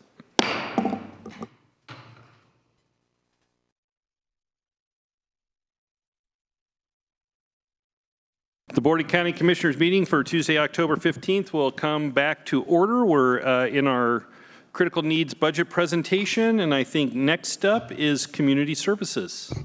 Mr. Wolkin. Good afternoon, Commissioners. I am Tim Wolkin, Director of Community Services for El Paso County, and I'll give you just a brief overview of our department. Happy to address any questions along those lines, and then talk about 3 different budget proposals that we have for 2020. I'll do my best to stay on task and not wander and make this as painless as possible for you. Commissioners, on the screen, you have our organizational chart for community services, and just a brief comment on this, and I realize the type is a bit small, is that we have 6 different divisions that we operate out of, about 80 full-time employees. Just a general comment from me that it's an honor for me to work with such dedicated employees that provide just high-quality customer services for El Paso County. We're truly blessed to have these individuals on our staff. So breaking down those divisions, from an environmental standpoint, Kathy Andrew oversees this division for us, does a wonderful job with our household hazardous waste facility management, community cleanups, natural resource management. She is a really good team, and Kathy's been with us for quite some time, and we're blessed to have her. Under Veteran Services, Marshall Bosworth oversees this division for us. It's our link between our 100,000 veterans that we have within El Paso County and the VA benefits, which is a pretty complex task. And their group does a good job, and I'm terribly biased, but I think we have the best veteran service office in the state, and we should be very proud of that. Park operations overseen by Brian Bobick. This is really all things county parks, from planning, construction, management, operations. And Brian and his staff do a really good job managing our 8,000-acre park system. Community outreach is managed by Christine Burns, who is behind me here today. Doing fundraising, grant administration, volunteerism, and that last bullet's a biggie, justice services. And so that's for pretrial services, community correction, and useful public service. That's a major lift for Christine and her staff, and they've been doing it since 2015 and really doing a very good job with that. CSU Extension, we have a new director, Jonathan Brabeck, is back with us. He was here for a number of years, left, went to Arapahoe County, and now is back as our director. Just about the entire staff has turned over the last year or so, which we're excited about that new energy that's coming forth with our CSU Extension office here. Great partnership with Colorado State University. They really split the cost with us for our Extension office, and they offer a lot of really desired programs. And then finally, Todd Moritz oversees recreation and cultural services, nature centers, fairgrounds, fair, lots of other recreation programming around the county as well. Commissioners, any questions for me on this brief overview of our divisions? Any questions? Nope. Seeing none. Please proceed. Next slide. In our 2017 to 2021 plan, we have 6 objectives we'd like to address in 2020. You have those before you on the screen. On the first one, on goal number 1, that first bullet, we're always looking for additional dedicated funding sources for county parks. And we've got a couple of, I think, pretty creative ideas that will be before you in the next few months to talk more about those as well. Under goal number 3, Cane Ranch open space, we completed the master plan. You approved that last year, so we'll launch on actually building that site, the first phase, in 2020. Falcon Regional Park, we're in the process of raising the final funds needed for Phase 2 for Falcon Regional Park, and with success, we'll launch on construction of that in also 2020. Third bullet deals with our trail projects. Ute Pass Regional Trail is being expanded as we speak. Eastonville Regional Trail we will launch on later this year into 2020. And then we've applied for a planning grant for Fox Run Regional Trail that'll connect Baptist Road to Fox Run Regional Park. Hopefully we're approved for that, so a lot of planning will happen during 2020. And then master plans for 2020 as well. Elephant Rock Open Space and Jones Park, we're in the midst of both of those right now. Hopefully we'll wrap those up over the next 3 to 6 months. And then we have Paint Mines Interpretive Park West Side. If you're not familiar with the Paint Mines West Side, we actually own 300 acres across the street from the Paint Mines. And so we'll also be doing a master plan for that work as well in 2020. And then Homestead Ranch Regional Park will be a master plan update. And then finally, goal number 4. This is kind of an ongoing one for us. We're always looking for additional funding sources for our heritage, culture, wildlife, arts, which is something we just do on a daily basis. Any questions for me, Commissioners, on the objectives in the plan? Okay. Seeing none. So, Commissioners, in 2020, we have 13 major capital projects, mostly park-related, that we hope to complete. It'll be a $6 million investment into the county park system. The funds are provided by 1A funds, regional park fees, grants, FEMA funds. The good news is these are spread out throughout the entire county, so all of our residents should feel some impact of these park improvements, and hopefully looking forward to those. Any questions for me on any capital projects? So, Commissioners, on the next slide, you have our performance metrics, and we have 13 of those that we track on a regular basis. And so generally our feeling is that if we do a good job and accomplish these, we've done a pretty good job through that respective year. And I did want to highlight 2, and I've bolded those for you.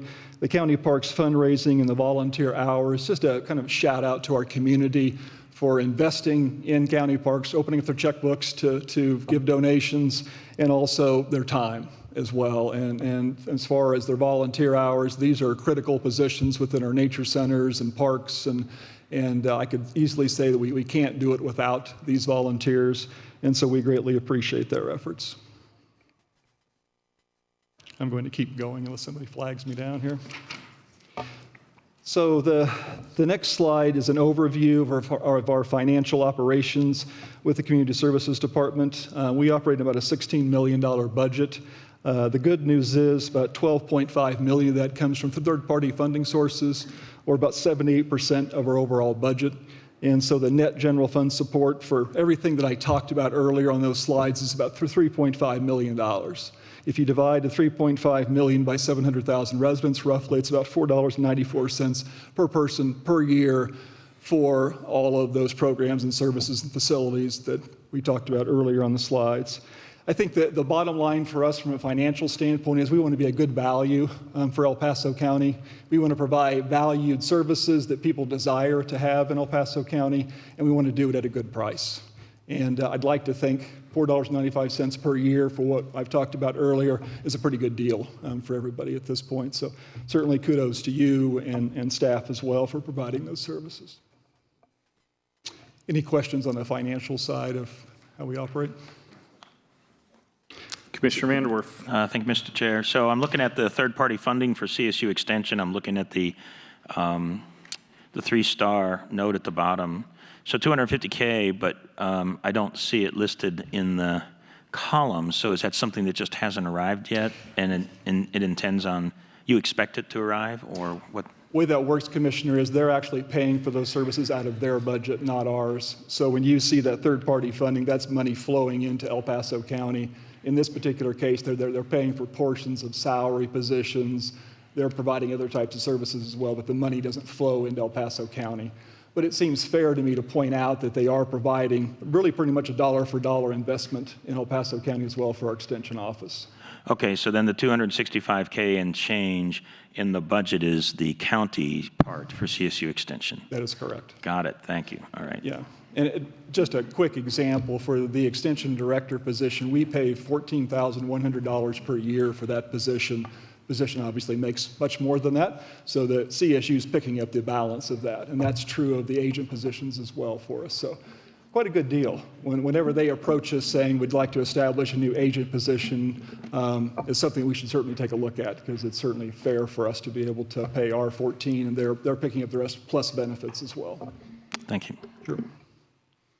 Any other questions on the financial side? So, Commissioners, we have 3 proposals for you today for 2020. The first one is dealing with county parks. And some of you may recall that during the difficult budget times of 2007 and 2011, county parks took a pretty big hit. And so we've been, over the last 5 years, working with you, trying to build back three of these funds to ensure that we can do a good job of maintaining the county park system. And those 3 funds are forest management, major maintenance, and park maintenance positions. All related to taking care of what we have. It's fun to build new and shiny things, but to maintain an 8,000-acre, multi-million-dollar park system, you need to invest in that as well, just like we invest in our own homes as well. And so we decided, with the commissioners as well, investing back in these 3 particular areas made sense. And what we've been attempting to do over the last 5 years is put $200,000 in each one of these programming areas. Under the forest management, about half of the park system, 4,000 acres, is classified as forested. So maintaining a healthy forest and preventing forest fires, to us, was a good investment through these past years. The major maintenance is from playground replacement to irrigation upgrades, athletic field renovations, and then finally park maintenance positions. The year before I arrived, we had 29 full-time positions in park operations. Today we have 26, but the park system's grown by about 40%. So kudos to staff that they've done a great job of maintaining our park system with less people, less resources as well. But with this installment, that'll take us to $200,000 in each of these programming areas. And staff, the community are extremely excited that we're able to invest back in. I've heard lots of really positive comments about the forestry work that's taken place. Which, to be perfectly honest, for a number of years, none of that was happening. And so being able to maintain our forest and getting the proper density, Commissioner Williams was out in Foxton Regional Park with us, and many of our forests within county parks are much too dense, much fire-related type of issues come up as well. And so being able to do this forest work really is very important to maintain a good park system and hopefully control any forest fires. Any questions for me on the park operations proposal? If not, I will go on to Veteran Services. You may recall that in 2016, we established a satellite site at the Mount Carmel Veteran Services Center, and we added 1 staff member to staff that particular site. I'm pleased to report it's gone great. That staff member now is seeing between 7 and 10 veterans per day at that site, and what really has happened is, which is a good thing, is he's a bit overwhelmed at this point in time. So what we're proposing is 1 additional veteran service officer, and then also a full-time administrative assistant for if we have those 2 veteran service officers at Mount Carmel. We've had quite a bit of discussions with them. They're open to allowing that to occur from an office space standpoint. And we're basing this proposal on those 4 bullets that you see there.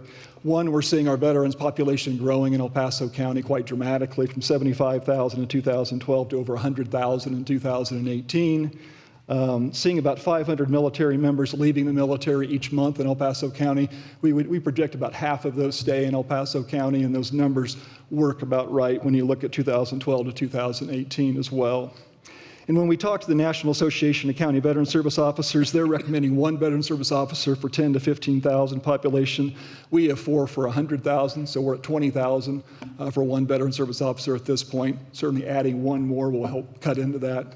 But to me, the one that really stands out the most is that last bullet. At this point, if you're a veteran and you're calling our veteran service officer for that first appointment, there's a delay of about 30 to 35 days to be able to see our veteran service officer. If we can add 1 additional veteran service officer, we can cut into that, hopefully down to 14 to 20 days. I know that's not great, but it's much better than a month waiting to see someone. And what we've liked too about the Mount Carmel is having a presence on the west side and the east side now, and I think our veterans have appreciated that as well too. Commissioners, questions, comments on this, please? Commissioner Vanderwerf. Yes, thank you. So at the end of the first paragraph, the support will be reduced to $83K. beginning in 2021. So explain that. What is changing between 20 and 21? Thanks for that question. That will be paying for desks, computers, any other type of IT that we need to do there as well. And that's a bit of a challenging facility. The county doesn't own Mount Carmel, so we have to work within their IT system as well. And so we anticipate some upgrades too as we hopefully double the staff that's there as well. Once that one-time payments are made, then we'll drop back down to just the salaries beginning in 2021. We've had some challenges in the past, and I think if Sherry was here, I'm sure she would attest to that as well too, is that we add staff members, but we're not adding the startup cost for those staff members. That's what we're attempting to do here. Okay, just to make sure, I'm still not sure I understand. So the 126K is a staff expansion, and you're asking for that for 20. I assume that would continue in 2021. So Correct. It's 126 or whatever going forward. Is the 83 then an additional request above that, but for 2021, or are they interrelated? Maybe I'm not being clear. In 2020, it would be $126,000. That would cover the 2 additional staff members and any startup cost involved in that. Office furniture, computers, IT needs, anything else needed for those staff members to launch. In 2021, it'll drop back down to $83,000, just covering the staff salary costs. Got it. Now I understand. Thank you. Other questions of me on this one? Okay, and then the final proposal for you from Community Services is our pretrial services program. And I bring to you what I think is good news as well. As you recall, in 2018, we made a sizable investment in the pretrial services program, growing it from 2 staff members to 9 staff members. And our thought process at that time, we wanted to dramatically increase the number of PR bonds that are being issued to address jail capacity issues, but probably just as importantly, making sure that people that have been involved in court proceedings, if it's a minor offense, are able to go back home, maintain their jobs, and maintain their families versus sitting in our county jail waiting for the court proceedings to take place. And so overall, I think it's worked out extremely well for us, and I'll give you some numbers here in a second. But this would include us adding an additional 2 staff members to pretrial services, going from 9 to 11 staff members. We base this on the bullets you have here. In 2017, prior to your investment in pretrial services program, we had 1,731 PR bonds issued. We think in 2019 we'll be at 5,000. That's even above what we thought we would be at, to be perfectly honest.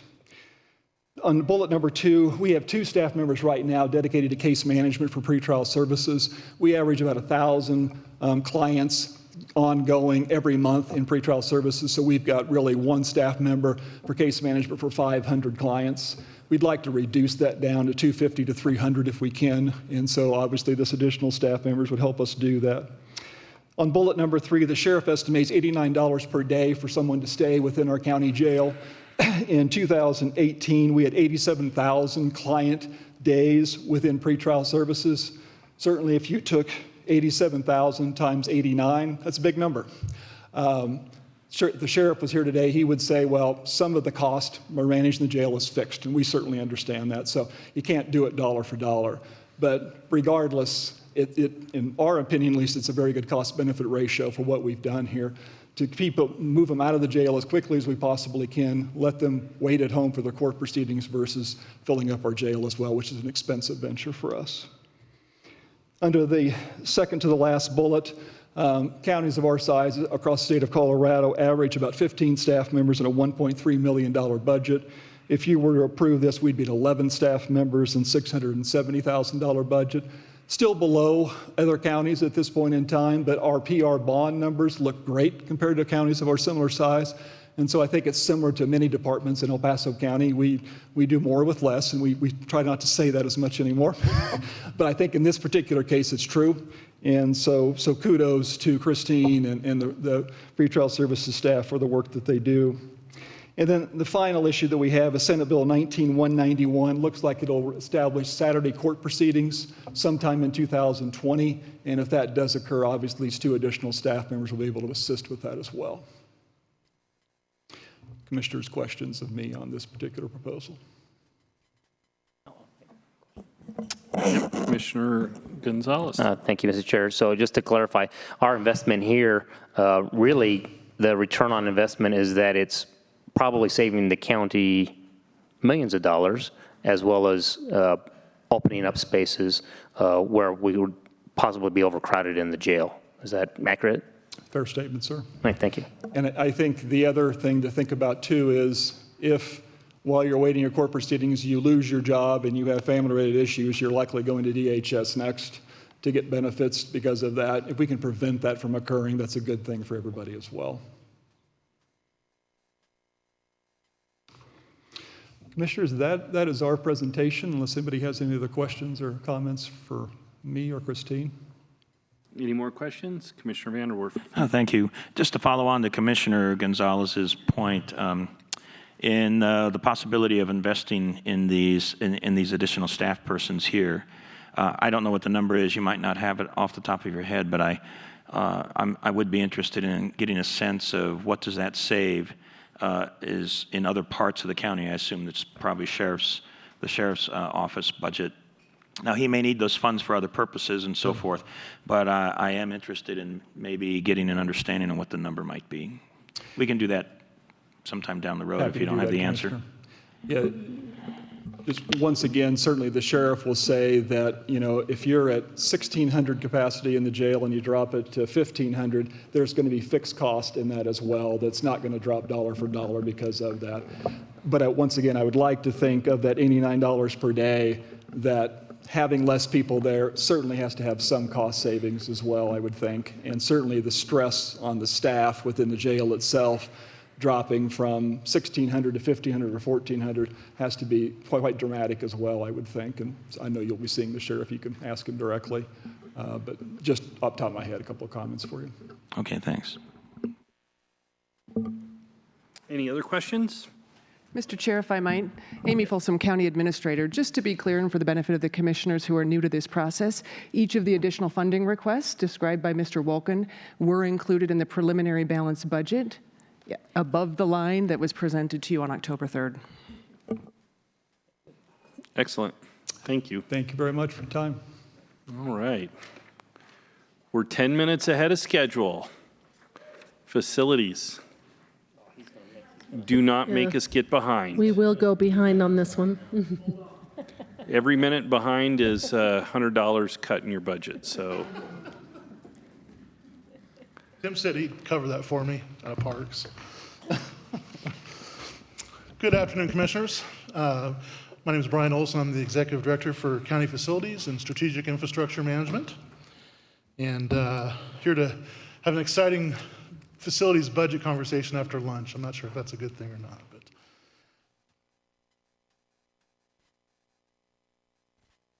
so this is just a table of contents here. And we're going to go over our organizational chart, our management and operations, mandates and statutes, mission statement, strategic goals, budgetary highlights, our base budget, and then some achievements that we've had in 2019. So facilities is basically broken up into 4 different divisions. Our facilities management, which is broken down in several teams. We've got our criminal justice center. We have the citizen service center, amongst all the other properties here. We have maintenance, which is architectural. We have our mechanical, which is HVAC and plumbing, electrical, planning and resources, which is project management, property management, locksmith, optimization team, and we'll kind of go over a little bit more about these teams. Brett Daniels is here today. He's our manager over our facilities maintenance team. We have our office management, which is managed by Shauna Huffmaster. So that's our logistics, which is our stock room. They manage our vehicles and our usage for vehicles and whatnot, supplies, materials. Our dispatch, which is who takes our calls for work orders, and as we have problems within the county, they're our front line as we send out our team to make repairs and whatnot. And of course, we have the mail room under that same division who handles the mail for the entire county. Infrastructure project management, Vince Masinskis is over that group. That's a newer division within my department, and we'll go more into this, but they're creating a program to track capital projects in the county for transparency purposes. But we've also pushed ADA under that, which is Americans with Disability Act, and we'll go more into that today. And of course, our parking operations, which is by Richard Cordova. County facilities, so we have 132 buildings within El Paso County at about 3.1 million square feet. And including that, we have 4 parking garages as well. So in the maintenance team, that's 56 FTEs. So the rough math on that is they're responsible for about 55,000 square feet of building each, which is no small task. You may have heard, I'm going to make mention about city facilities.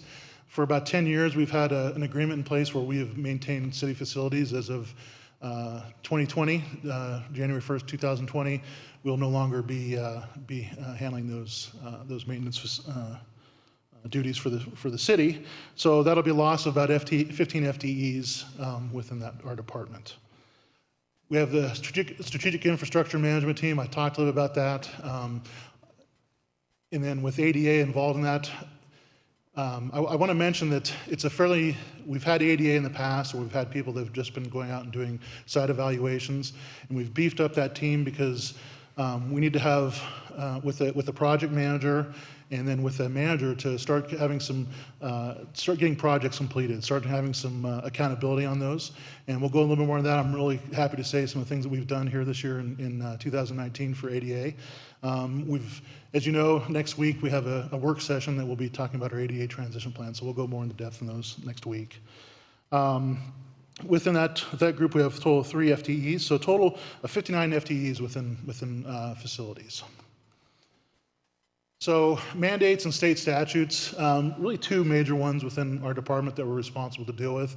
Americans with Disability Act, that is a federal mandate through the Department of Justice, and where we're required to assure, and it's called Title II, to make sure we have proper access to county facilities, parks, but that also includes programs and services and activities within the county. Again, we'll go more into that next week. And then the other one is, we're required to fund a jail and a courthouse.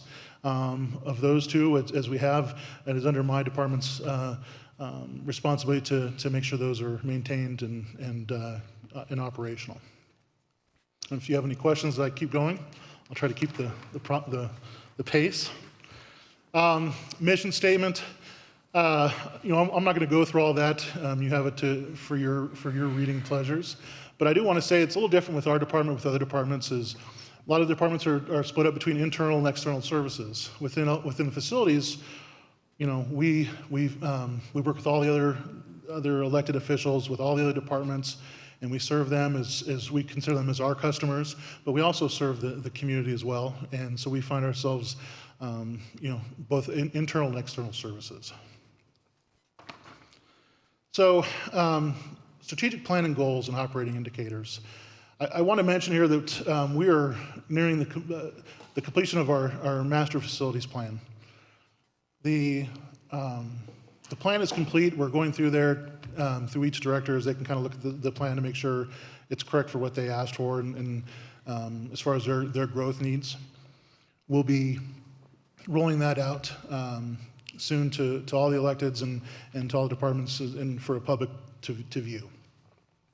It's really important as we do this that we're going to have to figure out a way to get there. We find that most of our facilities are either aged or full. We just don't have room to continue operations. As this community continues to grow and we see that it'll grow quite a bit more into the future, we need to really make sure that we're up to the task to provide the facilities to serve those needs for our staff and for the community.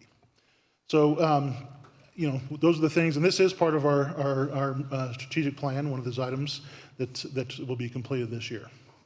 If there's any questions on that? No? So, budgetary highlights. Not unlike other departments, in the type of environment, the economic environment we're in, we find it challenging to retain and hire new talent within the county.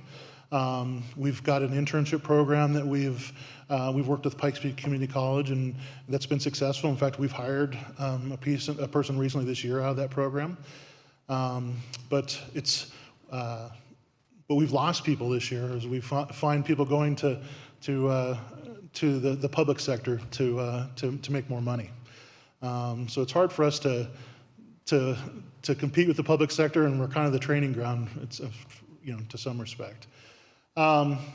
Facilities budget is insufficient for our county our county assets that we have under its care.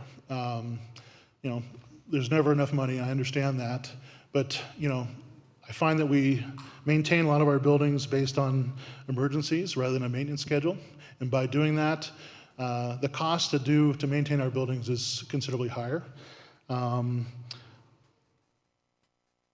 It's also hard to plan a future, the future life of an asset when you're not really maintaining it properly. It cuts the lifespan of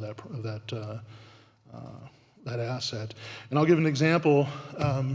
Is the Swatch Garage, and we've got, and you'll see in my critical needs we talk about elevators.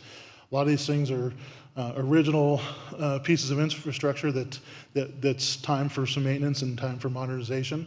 And the key is how do we not disrupt operations and close down garages and close down buildings or parts of buildings so that we can to repair these things on an emergency basis. So the other thing we talk about, lack of funding does create a legal risk, and one example is with ADA. If we're not, it's not only is it just with the county facilities, but we'll find also we'll start to be looking at right-of-way within Department of Public Works, and also with planning.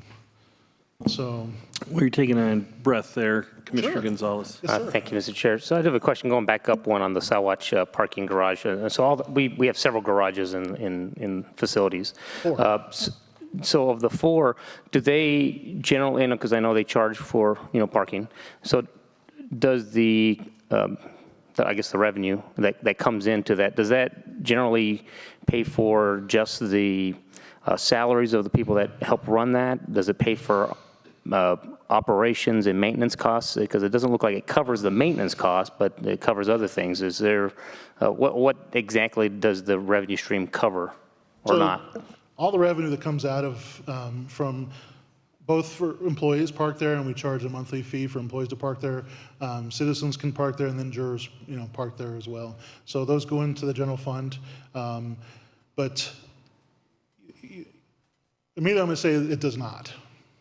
Okay, we're in the process, as you see, the city is reviewing the way with their parking, and not just parking garages, but the parking spaces out in the downtown area. They're reviewing, what the costs need to be to match their expenses, and we're in the process of getting into that as ourselves. So, and what's the best way for the county to move forward, and we'll be prepared to come to the commissioners to discuss that. What those options may be. Okay, so we'll move on. So this is our base budget here, a comparison to 2019 and 2020. I do want to make a mention. You'll see there's a big number there. It talks as a 16% decline, and that it's important for me to mention that a couple things have happened there. One is the city SLA is no longer going to be in place, so that's about $1 million that'll come out of our budget. But the other one is there's a $250,000 number that was a one-time, or it was a one-time, but that's going to be addressed in the roadmap. So I think that 16% is a little bit skewed, and for the most part, it'll recover. There's also in the facilities major maintenance. That's the $250,000 difference, and also for ADA that was in there last year. So that's also being addressed in the roadmap. So this it looks a lot scarier than what it is. So critical needs for we'll start. We've split these up between facilities and ADA. So what I want to mention that last year we appreciate the commissioners approving a good budget for ADA last year. As we've ramped up that team really halfway into this year, we had a hard time spending all that money. But as we are, and as you'll see here, we're actually quite busy. So we're going to carry over part of those funds into next year. That along with what we've asked for, we're going to have no problem spending next year. And one of the things, including last year, but this year is you'll see the fair and events complex. And what that is out there, there's at the fairgrounds, there's a lot that's, during the fairgrounds, during the fair, it's designated as for ADA parking.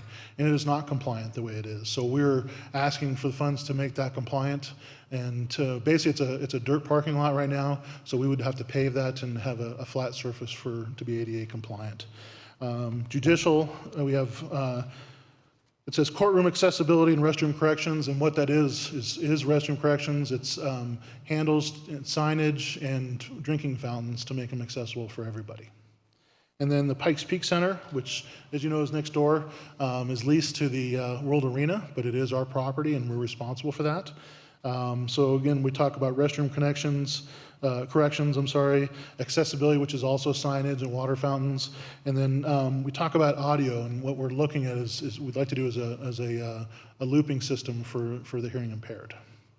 And the neat part is there'd be very few of those facilities outside of like the Pepsi Center and whatnot that has that. So it'd be exciting for us to have something like that in our community.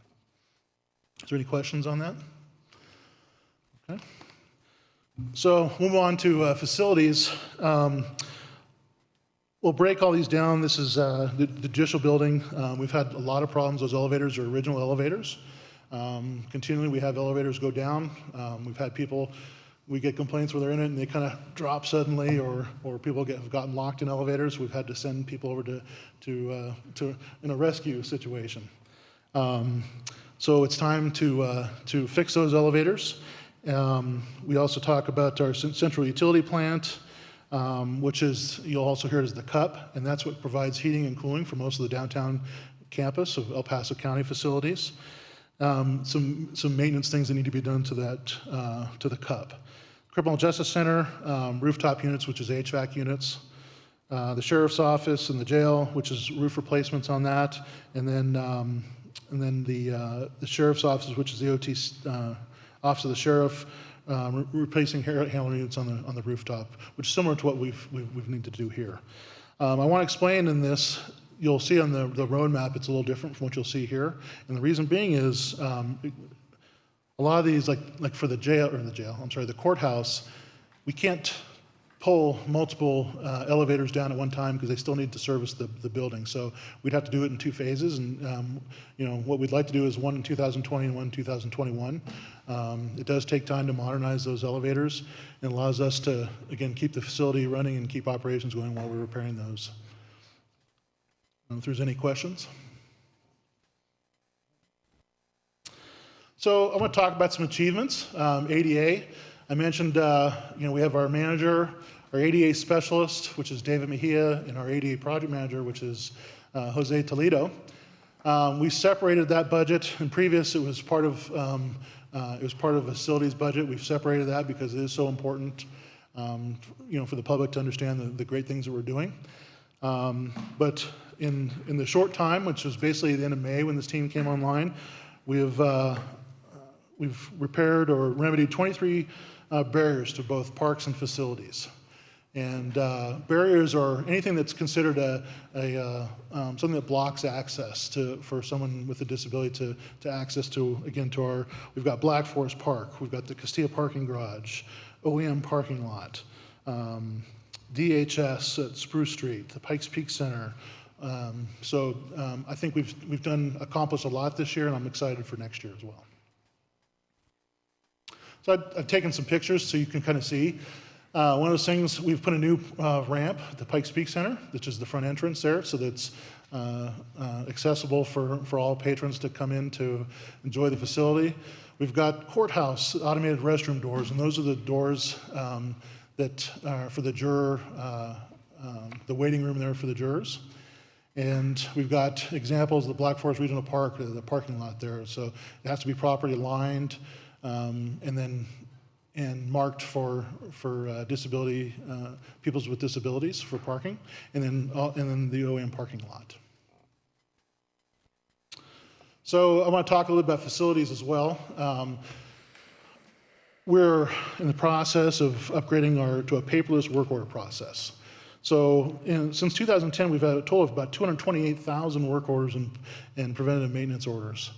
And we have to, as our dispatch person takes the call, and we do all the paper trails and send all our guys out, everybody comes in to do paperwork at the end of the day. This way they're doing their filling out their paperwork on site, and efficiencies are increased greatly, which is exciting. I mentioned the optimization team, which is only 3 FTEs. And one of the things they're doing is they're reviewing our county facilities to how to optimize energy usage and efficiencies. They've done LED upgrades at the CSC parking lot. That was last year. They did the Pro Garage this year, which is the district attorney's parking garage. And then the Swatch Garage was done this year. And we'd like to do the Castillo Garage next, and it's kind of based on the future and as we can find funding and as we go forward. The other one is we talk about CJC, which is the jail. And we've put in different phases of flush valves. And what this is for is you'll find that residents of the jail will have multiple floors. And what they'll do is they'll be flushing contraband from other floors to the person below them. And what they do is they start flushing that toilet upstairs, and the guy below starts flushing the toilet down. And they basically overwhelm the plumbing system when they're sending contraband through lines down that system. So there's two things that by doing this. One, we've saved water, because we're saving about, in the wards that we've done this, about 500 gallons per day, but we're also creating a safer work environment for our deputies. So we've been doing that. We'll continue to do those phases as funding comes available, and we appreciate, because the sheriff's worked with us on that on funding as well, and matched us as we've done those things. So again, I appreciate Sheriff Elder's support on that. And then we talk about Centennial Hall. So as you know, we've come for some funding to redesign the HVAC and modernize the HVAC for this building. For the money that we could have just replaced a new unit, we're basically modernizing that unit and redesigning this to be more energy efficient and for the heating and cooling of this building. And I'll give you some examples. If we go to the next one here. So this is a graph on electric usage for the Pro Garage. And you can see when we did that in April, when we replaced those lights, and what the difference in energy usage was compared to previous years. We'd mentioned in previous presentations that it takes about 2 to 3 years to pay for these things, to pay for themselves, and you can see why that is.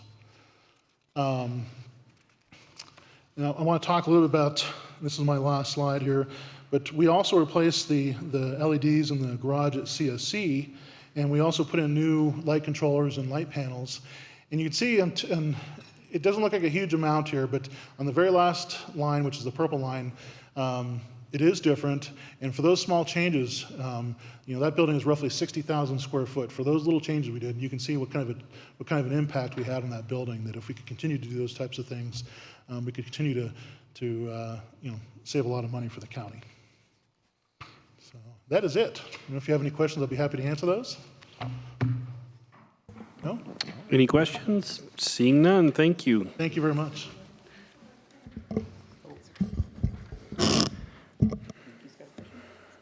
Pay for my overage fees. Good afternoon, Commissioners. Nikki Simmons. Just wanted to clarify some things about the facilities budget, just to show you all how the things were funded. If you go to the presentation that I gave 2 weeks ago, I think on October 3rd, our balanced financial roadmap, these lines here, and this is the first tab in your packets. The countywide facility needs, hold on, Blake's doing something. The countywide facility needs are funded on these 2 lines here. So everything Mr. Olson just presented is funded in the roadmap, partially in 2020 and partially in 2021. And we worked very closely with him to determine priority 1 needs and the things that would take more than 1 year to complete. And so that's how we came up with a split between the 2 years. And then if you recall, when I presented on October 3rd as well, this $250,000, if that's not funded, and Mr. Olson looked at that or talked to that as well, that if we don't fund that, that would actually be decreased his budget from 2019. So does that answer your questions? Thank you, Commissioner. Any other questions for me? Yep, Commissioner Vanderwerf. Yes, thank you. So actually, with that in mind, so you've got the 2020 facility needs, and it looks like 250 and 300 and 838, right? Yes. Okay. So you've got a broader list of critical needs that you're splitting between 20 and 2021. So do you have you decided which you're going to do in 2020? Like what are the more critical ones out of that group? Like maybe the elevators? Yes, sir. So in the courthouse, for sure, elevators will be done, but everything we mentioned on the list will start. And in fact, in anticipation, we're already starting to put plans together now so that we can hit the ground running in 2020. So Okay, so elevators and you said something about criminal justice center. so there's elevators in the criminal justice center, but there's also rooftops at CJC and rooftop units at both the jail and the those, well, correct, those are 2021. So. Okay, so sorry, one more time. What's in 2020? So, let me get to the, where do you, let you drive? Okay, so. Here. Okay, so you can see here, where the judicial building to modernize South Tower elevators 8 and 9, that'll be split between 2 years. So that'll be 20 and 21.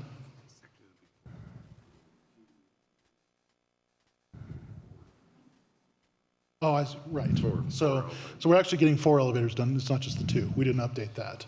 So the other thing is, so we got the cooling towers, but those will be in 21. Is it 21? That's 20. 20, okay. So, and then we have CJC rooftop unit there will be, I mean, all those are in 20, right? So except for, correct, these 2 here will be split between 20 and 21. So that'll be the sheriff's office, and which is and the Metro jail, which is the Metro building, and then the sheriff's office air handling units. And commissioners, we'd be happy to put together a schedule to show you exactly, because I know that was a little confusing, about how that money was split between the 2 years, and send that out to you, and then we can put it as an addendum to Mr. Olson's presentation that's available online to any citizens if you want us to go do that. Not a problem. And ultimately, a lot of it, again, is also about not, we have to maintain operations in these buildings, but like you can't take all the one building down for air handling units. You got to keep the air handling units functioning. But it's about, what our team can do at one time too. So, but I can tell you, we can spend it all. So, I'd like to say though is, I really appreciate Nikki and Sherry in the budget process this year, and also our new county administrator. It's been a really collaborative process with all the directors, and I think it's been a very smooth process, and I appreciate that. Thank you.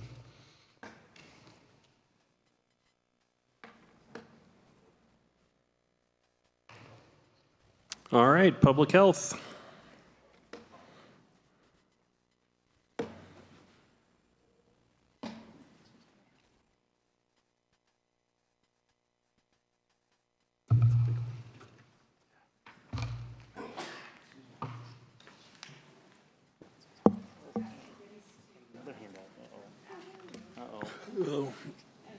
Nobody else thought about Yeah, look at that. Wow. Thank you. The other departments didn't think about this. So you're, Looks like she's got a really long presentation. You might have time to get out and get something there, Dossie. She's making up for this. This is a violation for all of you.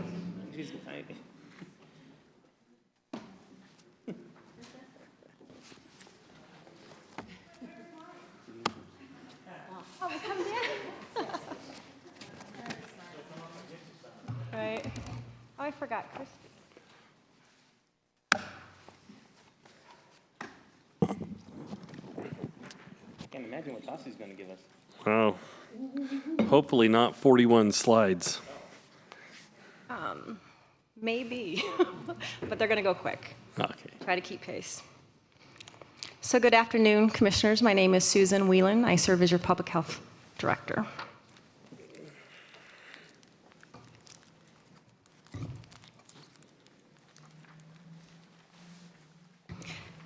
Our mission is to protect and promote public health and environmental quality across El Paso County through people, prevention, and partnerships.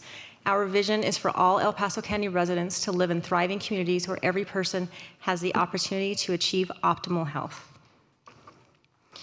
Our organization is governed by a 9-member Board of Health and consists of 3 main divisions: Health Services, Environmental Health, Disease Prevention, and Health Promotion, with 158 full-time equivalent employees.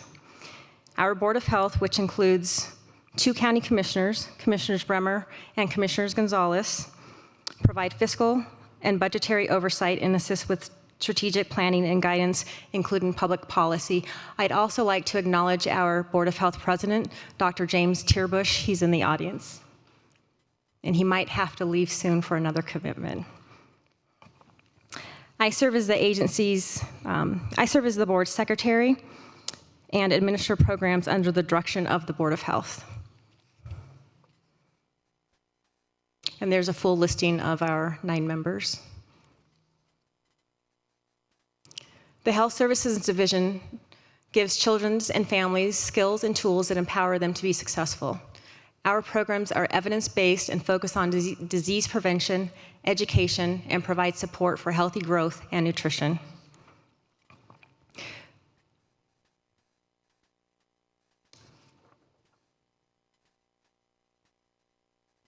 Programs include the Nurse Family Partnership, in-home visitation program, which is a nationally recognized evidence-based model that empowers first-time moms to transform their lives and create better futures for themselves and their babies. Our family planning clinic provides preventative services such as cervical and breast cancer screenings, reproductive and disease prevention health screenings. Our immunization and international travel clinics provide protection against vaccine-preventable diseases and education to promote safety and health in general and when traveling. The Women's Infant and Children program includes healthy foods, nutrition, education, and counseling, and we also provide breastfeeding support and pregnancy-related postpartum depression screenings to help assure healthy pregnancies, babies, and children. We've increased the convenience of our wellness services through partnerships and community events such as the Southeast Spring Summerfest, back-to-school immunizations, and we are currently working with schools in District 49 offering a Say Boo to the Flu campaign for children. From last year to this year, we've nearly doubled the vaccine outreach clinics that we provide in the community. Our Environmental Health Division works to assure safe environments using science-based risk assessments, policy development, inspections, consultation, education, and enforcement of regulations designed to protect the food we eat, the water we drink, the air we breathe, in the places where we live, play, work, and worship. As part of our regulatory oversight, we focus on sanitary practices, working with industries to prevent disease and reduce the risk of environmental health hazards. Through plan reviews, inspections, and responding to citizen complaints of retail food establishments, on-site wastewater systems, land use planning, body art facilities, air quality, child care facilities, public pools and spas, public and private drinking water, waste hire generator inspections, and school safety and vector investigations. Over the past 5 years, there has been a steady increase in permitting, licensing, and inspection activities. In 2019, we have just under 3,000 retail food licenses at 2735. We are adding about 100 new retail food establishments per year. The majority of the growth is currently in the Northgate, Powers, and Dublin areas. For the public's convenience, we provide online inspection reports, such as retail food establishments, restaurants, childcare. Our public health laboratory plays an important role in supporting our county services and emergency response capabilities, which sets us apart from most public health agencies in the state and around the nation. Our lab is recognized as by the Centers for Disease Control and Prevention as a biosafety level 3 lab, which means we are part of the CDC's response network and capable of working with microbes that can cause serious or potentially lethal disease. Our laboratory meets rigorous standards to maintain our capabilities and prepares us to quickly identify outbreaks or biological agents involved in acts of terrorism. Our lab routinely serves our community through providing testing services in various modalities: drinking water and well water testing for contaminants like bacteria, E. coli, nitrates, sulfites to meet EPA standards, animal vectors for disease, and in partnership with the district attorney and sheriff's office for pretrial services. And Tim Wolcombe was just up here talking about the pretrial services. To date, we have over 4,000, completed over 4,000 drug tests for that program. There has been a lot of concerns around water contamination of PFCs and POFAs. We connect residents to the approved laboratories for testing and work in partnership with the Air Force Academy. The Disease Prevention and Health Promotion Division focuses on limiting and stopping the spread of infectious diseases, reducing chronic diseases, and preventing unintentional injuries and violence through system change, policies, health data, and evidence-based and best practices. Our youth and health programs improve lifelong health outcomes by addressing some of the most challenging health issues facing our children and youth, including substance use, youth suicide, and obesity. These programs focus on promoting healthy behaviors, building community capacity and coordination, and implementing evidence-based policies and practices. Communities That Care is a youth substance use prevention initiative that actively engages youth in the city of Fountain. Our Tobacco Education and Prevention Partnership works on policy-level interventions to decrease youth access to tobacco and nicotine, including electronic cigarettes, also known as vaping, to promote cessation resources to help people quit, and to expand local protections from secondhand smoke.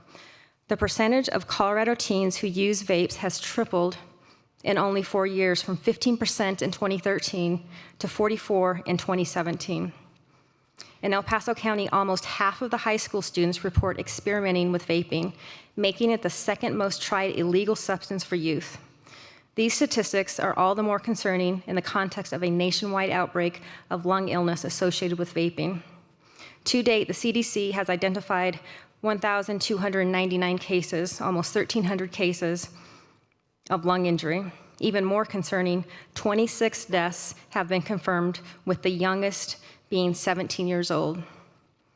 In January of this year, the El Paso County Board of Health declared youth vaping as a public health crisis.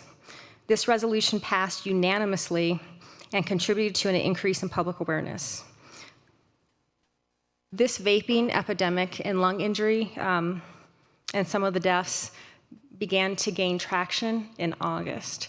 And I wanted to note that our Board of Health has taken proactive measures to claim that this is it's a public health crisis. Since October 2018, we have provided vaping prevention education and cessation resources to 19 schools, reaching approximately 3,900 students, staff, parents, and community members. We also work directly to empower youth to reduce nicotine, tobacco, and vaping use, peer-to-peer, and to support tobacco-free school policies through the development of Students Working Against Tobacco, also known as SWAT clubs. Suicide is a complex problem which requires the community to work together to address personal, family, and community factors that can contribute to suicide. The number of youth suicides in our community doubled between 2014 and 2015. We have responded to this crisis by convening community partners and led collective impact efforts. Our community is seeing results from these efforts. Please see the Gazette's recent headline on this slide: El Paso County's decrease in teen suicides bucks Colorado and U.S. trends. In 2018, the number of youth in our community who completed suicide was 7, a significant reduction from, on average, 14 during the previous 3 years. 1 death by suicide in El Paso County is too many, and this work is heartbreaking and for all involved, and we need to continue our prevention and intervention efforts. Please refer to your handouts, which outlines the accomplishments of the coalition. This slide demonstrates incredible collaboration among our partners, illustrating text line activity among youth in El Paso County compared to other large Colorado counties. I'd like to specifically highlight our partnership with NAMI, the National Alliance on Mental Illness, who developed the Below the Surface campaign and engaged teens in the creation of the campaign messaging. This is a tangible example of how our collective efforts in El Paso County have succeeded in equipping our youth with the tools and platforms needed to help connect them to timely, effective resources. These teens are having extensive conversations with master's level clinicians that can last up to 42 minutes on average, with over 30 text exchanges. The use of this tool ebbs and flows with our youth, school transitions, holidays, and summer months. This platform has been so effective that the Office of the State Behavioral Health has adopted this campaign and is promoting it statewide through social media. Our disease experts are on call 24/7 to identify infectious disease cases that may be a risk to our community. Early identification allows us to investigate the source of illness and take proactive steps to stop others from becoming ill. We monitor 60 reportable diseases, manage outbreaks in schools, nursing homes, etc., provide 24/7 consultation for healthcare providers, collect and analyze data to identify risks and prevent the spread of disease, contain the spread of tuberculosis through case management, respond to emerging infectious disease threats, and recommend public health actions to stop disease transmission. Increased population means a heavier disease burden in the community. This slide demonstrates the increasing trend of reported and confirmed foodborne illness in our community. Foodborne illness is not only associated with restaurants, foodborne illness is associated also with home practices. In 2019, we investigated and responded to 47 outbreaks in a variety of settings, including schools, restaurants, nursing homes, hotels, and our criminal justice center. In your packets, there are fact sheets and more communicable disease data and statistics to reference. Our emergency preparedness and response efforts are part of the national, state, and local framework. Our charge is the Emergency Service Support Function number 8, which includes public health and medical services. We support a 5-county region in Colorado: El Paso, Park, Lake, Teller, and Chaffee. We routinely plan, prepare, and organize tabletop and full-scale functional exercises with our emergency response partners. In June of this year, our Public Health Emergency Preparedness and Response team responded to support the Red Cross at the Regency Tower apartment complex with residents 55 years of age and older. All 120 residents were displaced due to building damage and lack of utilities. We provided support to displaced residents and the Emergency Operations Center. This has been a marathon of an outbreak, the hepatitis A, since last year. And I'm going to spend a little bit of time on our response. We've used the Emergency Management Incident Command structure with our agency, along with the support of community partners across El Paso County and the State Health Department, to respond to the ongoing outbreak of hepatitis A since October of last year. Hepatitis A is a serious, highly contagious liver disease caused by the hepatitis A virus.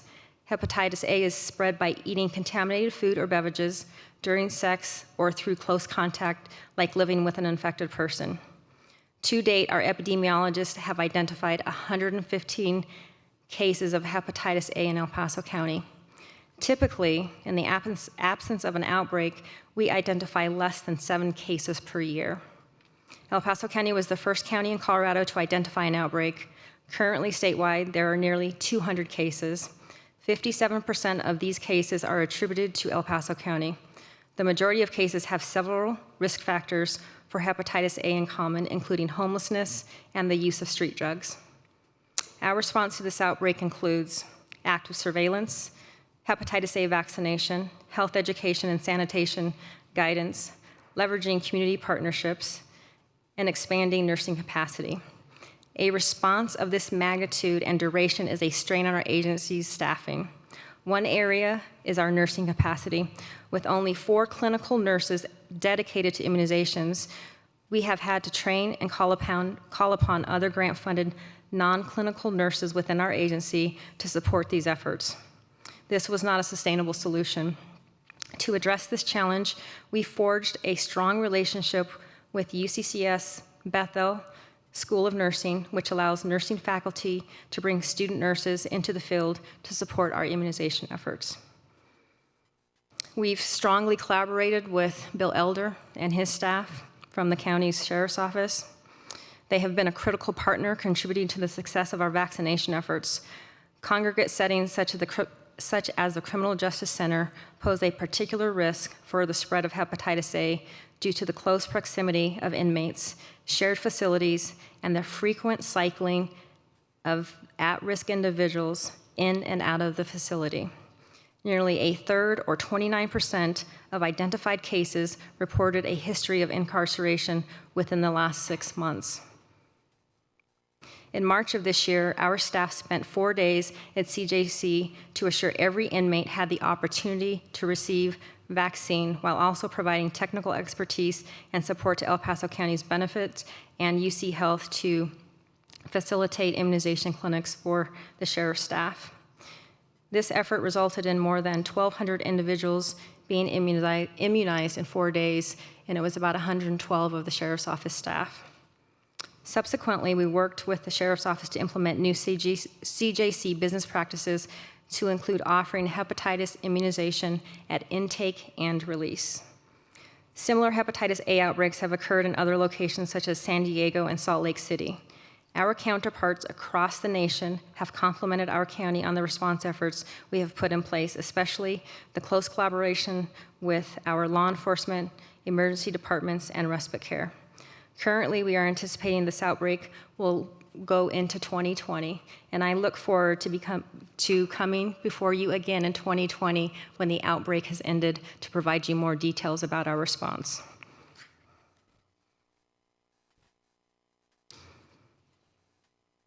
As demonstrated by our organizational structure and activities, we provide core public health services as required by the Colorado Public Health Act. Public health is defined in the state statute as the prevention of injury, disease, and premature mortality, and the promotion of health in the community and the response to public health and environmental health needs and emergencies and it is accomplished through the 10 essential services of public health, and that information is in your packet. The Act also requires our agency complete a community health needs assessment, and based on the assessment and the data, we develop a county-wide community health improvement plan every 5 years with over 60 different partner agencies in the county. Our agency is part of the county's 5-year strategic plan, specifically goal number 5, strive to ensure a safe, secure, resilient, and healthy community. Given that you all receive routine progress reports, I've included the next 3 slides as a reference, but do not plan to go over there. But I will be happy to answer any question on those.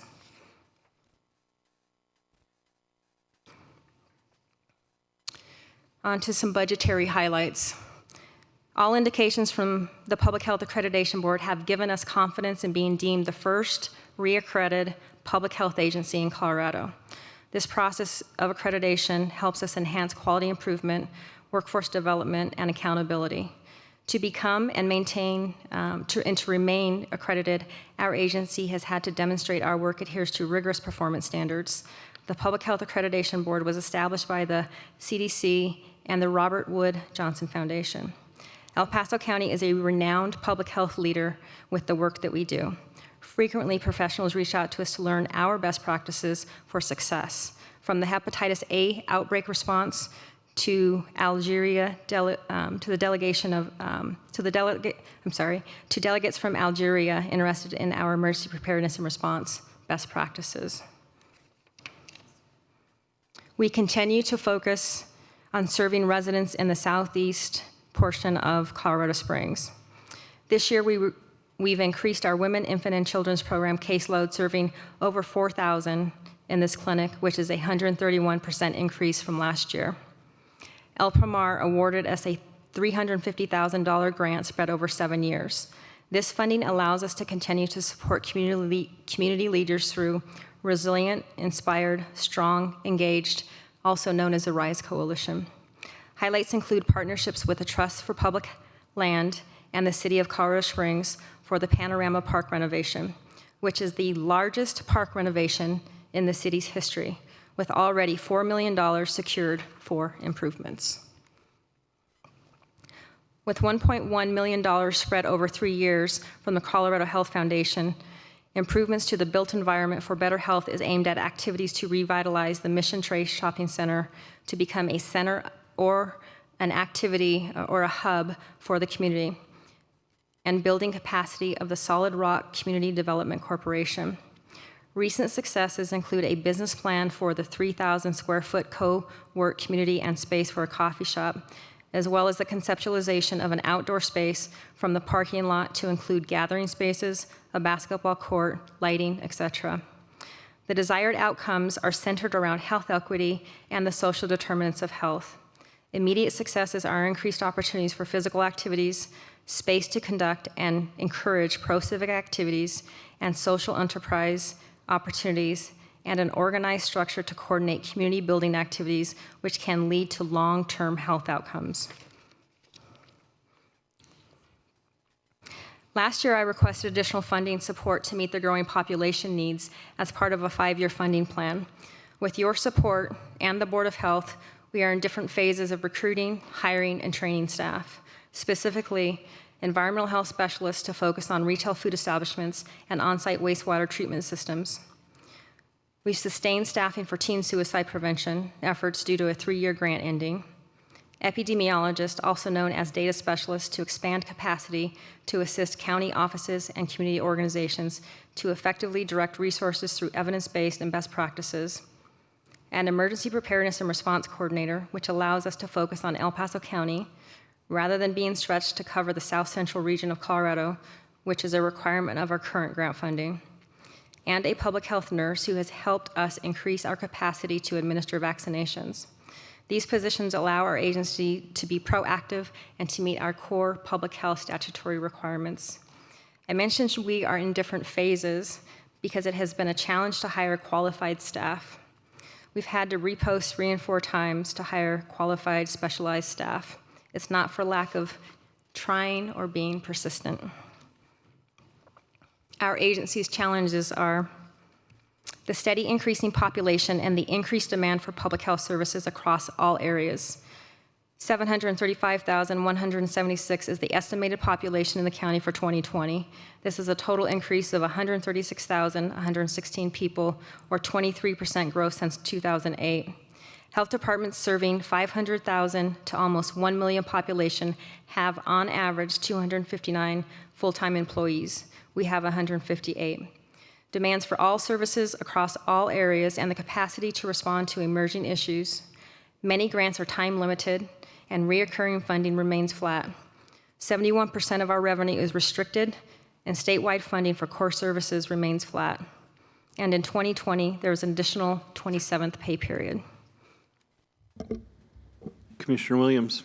When you say state funding for core services has remained flat for almost a decade, is that statewide, or are we not receiving our share of the funding? Specifically for public health, in the long bill, we received just over $900,000, and that has been flat for the majority of a decade. But I think she's asking, is that flat statewide, or is it flat just for El Paso County? It's flat statewide. I apologize. Yeah, the big question is Denver County getting more, or does theirs remain flat as well? So that's what we want to look at. The funding formula is population-based. So we're okay there. So with that funding formula, we do receive more of the state funding because of our population. But when it comes to other grant funding, they can have different funding formulas for that.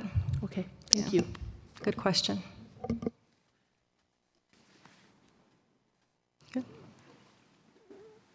Please proceed. This slide shows our staffing levels in 2008 were 199 full-time equivalents, and currently we have 159 budgeted for 2020.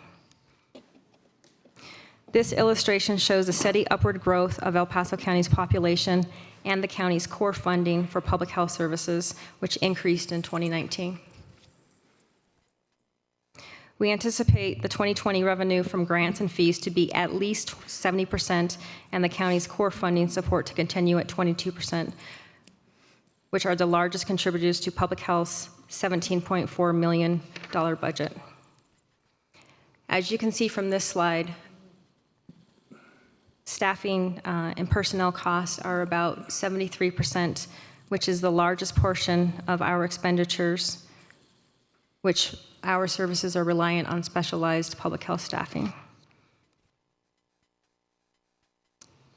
In 2020, I'm not asking for an increase. However, our base budget and critical needs stay the same. I'm aware of the tight budget constraints and have worked with the county budget office to postpone public health requests for increased funding for 2021 as part of the 5-year funding roadmap to meet the statutory requirements with the growing demands for county public health protections. This 5-year funding roadmap allows the Board of Health to address unmet needs and utilize savings with the phase-in county support plan. Our goal is to be fully staffed by the end of the 4th quarter with the critical needs positions. My Board of Health and I greatly appreciate your support of our mission, and we could not be effective without your support. Last year, the Board of County Commissioners approved $200,000 as seen in the black portion of this chart, with our Board of Health approving the use of fund balance as part of the 5-year funding plan as seen in the red portion of this chart. It's essential and critical next year to stick to the roadmap because our Board of Health cannot sustain spending into the agency's fund balance to continue services to address the growing population public health needs. My agency will continue to be aggressive in seeking grant funding, to advocate for state funding to support El Paso County, and to continue to find efficiencies in the way that we do business. This is our proposed budget for 2020, and I'm happy to answer any questions. Questions? All right, seeing none, thank you. Planning and Community Development.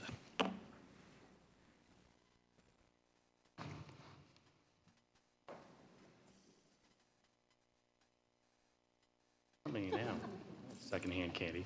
Good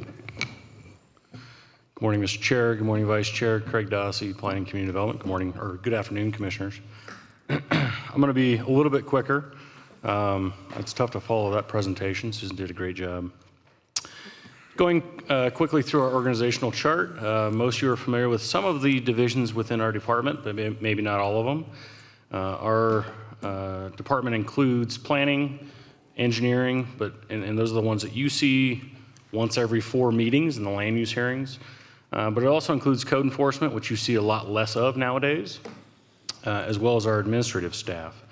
Right now, we are at 29 FTEs. As I'll be touching on later, we're requesting an additional 1 FTE and additional part-time employee.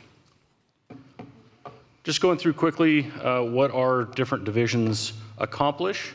As you're aware, our planning staff reviews land development applications. The purpose of that review is to ensure compliance with land development code, in some cases the county's 1041 regulations, the county's master plan, which as you're aware, we're in the process of essentially redoing altogether, 32-year-old master plan, as well as compliance with Colorado revised statutes. The way that you interact with a lot of them is you read their staff reports and they make presentations before you, again, once every 4 hearings or so. They also function as the project manager on the project, which means they handle a lot of the communication, emails, phone calls, staff report preparation, all of that stuff. Previously, if you weren't here prior to 2010, we used to have a separate job title called project manager. We had project manager, planner, and engineer. We merged project manager and planner into one position, so it takes on a much bigger workload for that individual position. As you're aware, we also have our engineering staff, very technical in orientation. They review the same land development applications that planners review. However, they're looking at it from traffic, drainage, and construction drawing standpoint. to make sure that we're consistent with federal law, state law, and the county's design criteria. We're also still providing support to Public Works on review of plans for our stormwater permit, our MS4 permit, to make sure that the county stays in compliance with that permit that we have with the state. That will be transitioning from our staff over to Scott's staff, probably towards the end of this year. They support the planners in managing the records of each land development code or land development application. They also write the engineering part of the staff report. And in certain cases have to provide a presentation to you all and the Planning Commission on various land development applications. Our inspection staff, these are the folks that are out in the field every day. I think Scott's going to be touching a lot on light fleet. These are the folks that impacts. Our inspection staff and our code enforcement staff are out in the field every day. That's what they do. And they're putting a lot of miles on those vehicles. But these are the folks that are kind of the proverbial boots on the ground. They're out there interacting with contractors, developers. In the case of code enforcement, they're interacting with property owners, neighbors. So in a lot of ways, they're the face of the department, although most of you never see them. Our inspection staff reviews all development-related construction to make sure that it's consistent with approved construction drawings. They also facilitate the intake and release of financial assurances. This is making sure that the construction that a developer tells us they're going to do, they actually do. And if they don't, we'll have the resources to go complete that work if needed. They also assist Public Works in terms of stormwater, although we have transitioned somewhat away from that, where they have their own inspection staff at this point. There's been sort of a proverbial handing off of that role. That is not to say that our inspection staff has run out of things to do.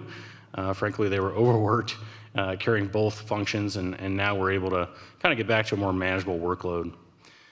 As I mentioned, code enforcement, they're very active. I'll do my end of year report later, probably early 2020. But we have reached an all-time high in terms of number of code enforcement complaints. We exceeded all of last year early in September. So it is substantial. At that pace, I anticipate I'll be back before you in the near term asking for additional code enforcement officers because those workloads are getting very difficult to manage.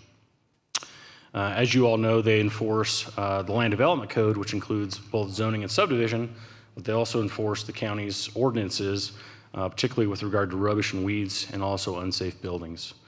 One of the really great things about what we've been able to do the last few years, as you're all aware and you've seen pictures of, is some of the cleanup projects that we've been able to accomplish in the last 2 or 3 years.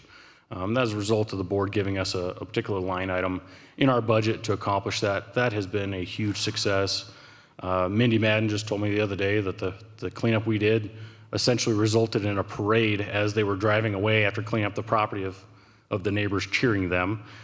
So that's a great thing, and it gives us a great presence in the community, so very positive. Code enforcement also coordinates with the county attorney's office with regard to litigation, testifying in court. And then last, but certainly not least, is our administrative staff. They're kind of the glue that holds it all together. They support all of the various functions that I've just discussed. Plus, they're doing technical review at the front counter. Some of that has been aided with the expansion of our EDART program in coordination with regional building. We were actually able to repurpose one of the administrative staff FTEs that had previously been designated to that division to an additional planner to do more technical review because of the efficiencies created by EDART. That, again, is not to say that they're not busy, because they're at an all-time high too, but we are certainly more efficient in that review at the front counter. I'm not going to go through each one of these state statutes and mandates, but needless to say, there's a lot of requirements upon the county and ultimately our department with regard to land use, enforcement of subdivision requirements in state statute, the county's 1041 regulations, which were adopted in 2013, and then, of course, enforcement of the code and the ordinances. Commissioner Vanderwerf. Thank you, Mr. Chair. From that chart 5, you don't have to go back to it, though. There is a lot of statutes that guides your activities. So I've been interested in just kind of checking every once in a while if any of these that you know might be changing in the near term, possibly coming down to us as unfunded mandates, creating some other challenges for the county. My sense of it is that the ones that you interact with are pretty stable, but I might not know all the details about that. So do we have any risks with that this coming legislative session, or do you see something on the horizon? Some of these are so old, Commissioner, that they're almost impossible to change. So I don't see any unfunded mandates coming down. The one that is a mandate is the adoption of the master plan. And as I discussed, ours is woefully aged. So we are working on that. So the board did fund that in our roadmap. But one of the things I'm going to highlight later is we were actually able to accomplish amending one of these statutes with the administrative final plats that we put into law this year, to which I testified at the state on. So as old and sort of secure as they were, we were actually able to accomplish an amendment that I think we all can agree was very positive for the county and for the community. But I don't see any of these changing. There's always some bills that come up, but you're talking about statewide land use authority, which is generally delegated to the local jurisdiction. That's really tough to alter some of that. So I don't see any of that changing. But we always keep an eye out for that, and there's always the chance of sort of proposing some adjustments. One of the ones that I think we probably want to look at is the annexation statutes, which isn't listed on here, but it's really more of a city-oriented statute, but it does affect the county. So that'll be one that we look at this next year. Thank you. With regard to the strategic plan goals that really affect our department, there's really two. The first one is continue to evaluate and modify the existing regulatory framework and procedures for development, both to avoid overregulation, but also to enhance business-friendly environment. The one I just touched on, administrative final plats, and that was huge. I would be remiss if I didn't tell you that there were several people that told us that was never going to happen. We were able to accomplish that. So that was a big takedown for us this year. And then that ultimately, not only did we amend the state statute, but we were able to amend the land development code, and that is in effect today. There were also revisions to the land development code to ensure consistency with our MS4 permit and the regulations in the engineering criteria manual. Those were processed already and approved by you all this year. Yet this year, you will also see changes to our sign code to hopefully avoid a lawsuit. There was a ruling out of Arizona with the town of Gilbert with regard to content-based regulation of signage. We are working actively right now and close to agendizing those changes to the sign code with the county attorney's office, try to make sure that we're in a good position there.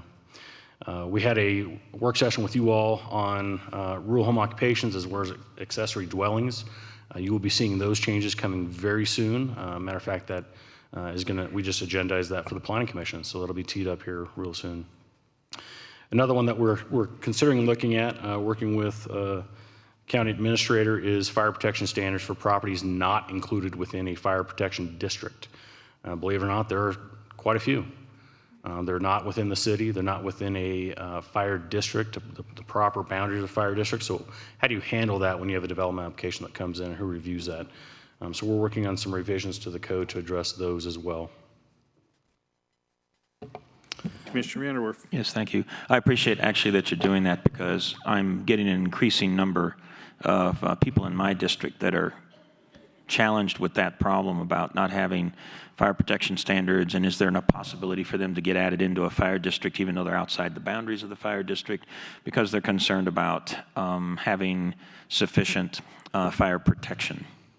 So I don't know if that's if your work here is gonna solve that necessarily, but probably will help it if nothing else. Yeah, and Commissioner, wherever possible, we try to encourage those folks to try to get included within a fire district. Obviously, in their best interest, it will increase their taxes, but there's obviously a benefit to them going into that district.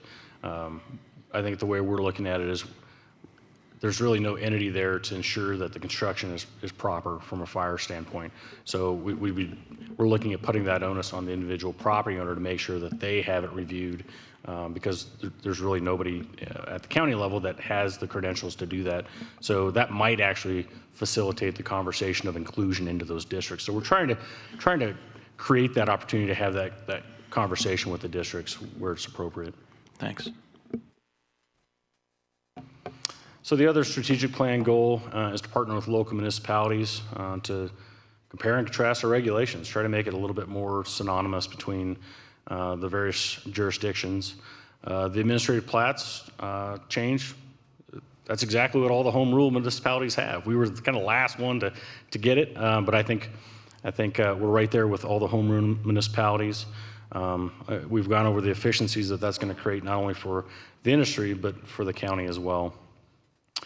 We continue to hold quarterly regional planning official meetings. This is myself with all the other municipal planning directors or planning professionals. Those are I think very useful. We can talk about things like annexation, trying to give us more time to get things before you or address things like annexation of right-of-way, drainage facilities, those types of things. Obviously, there's only so much we can do there until we change state statute. Another area that's under consideration for kind of joint collaboration with all the other jurisdictions is with regard to landscaping regulations. We're actually sitting on a panel with Fountain and CSU looking at,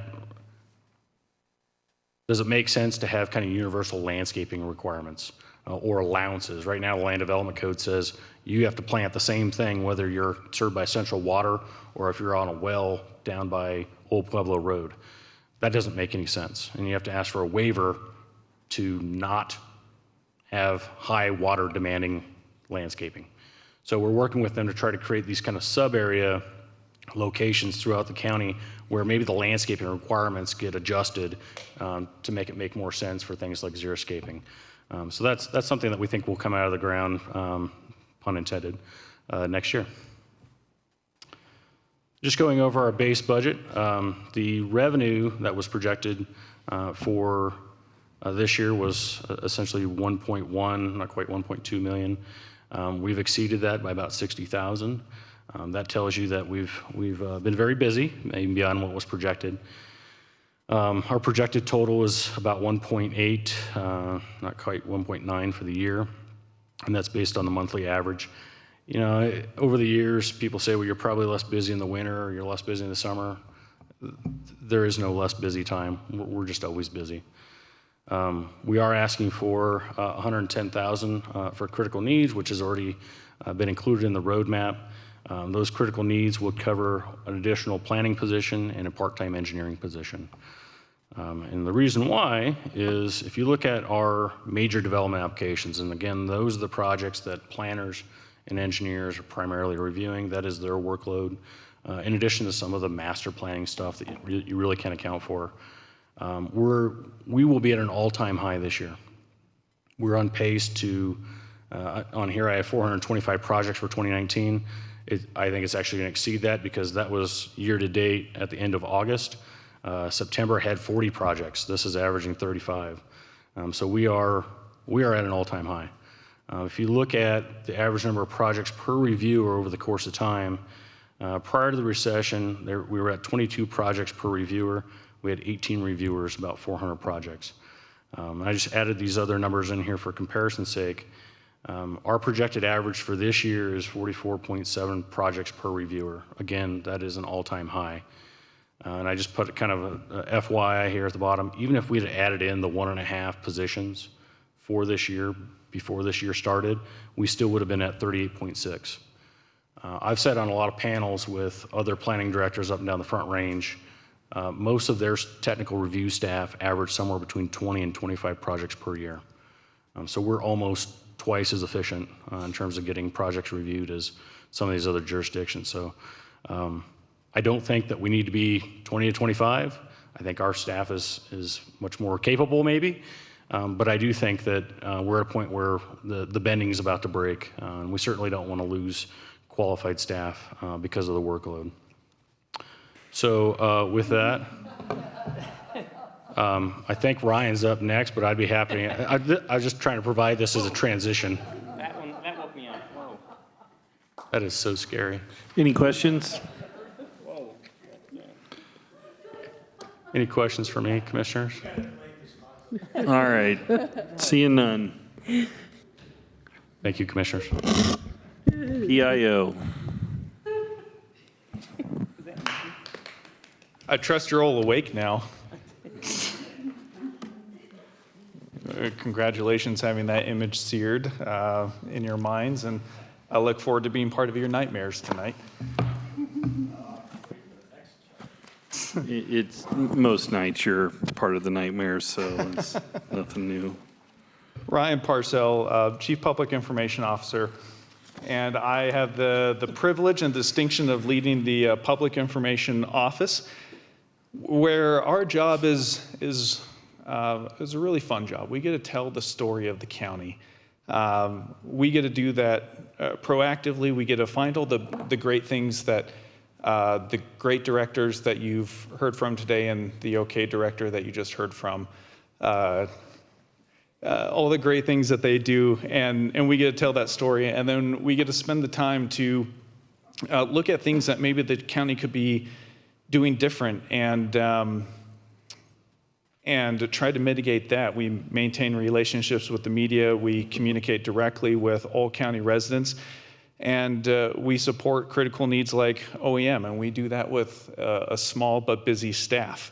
That's not to say that we don't have fun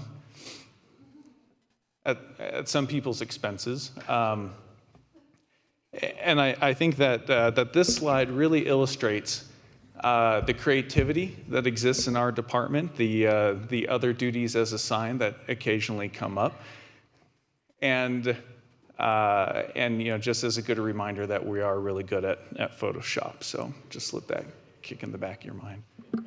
What's that? Commissioner Vanderwerf. So everybody there has spears and knives and swords and arrows, and they must be kicking you in the well because you have a really lame weapon. It's called a tire iron. Is that the reason for it? I'm just wondering what the tire iron is doing in your hand, doing in Craig's hand there. The tire iron goes back to a time that Craig was talking to, I think it was Commissioner Littleton, right? Or was it Commissioner Bremer?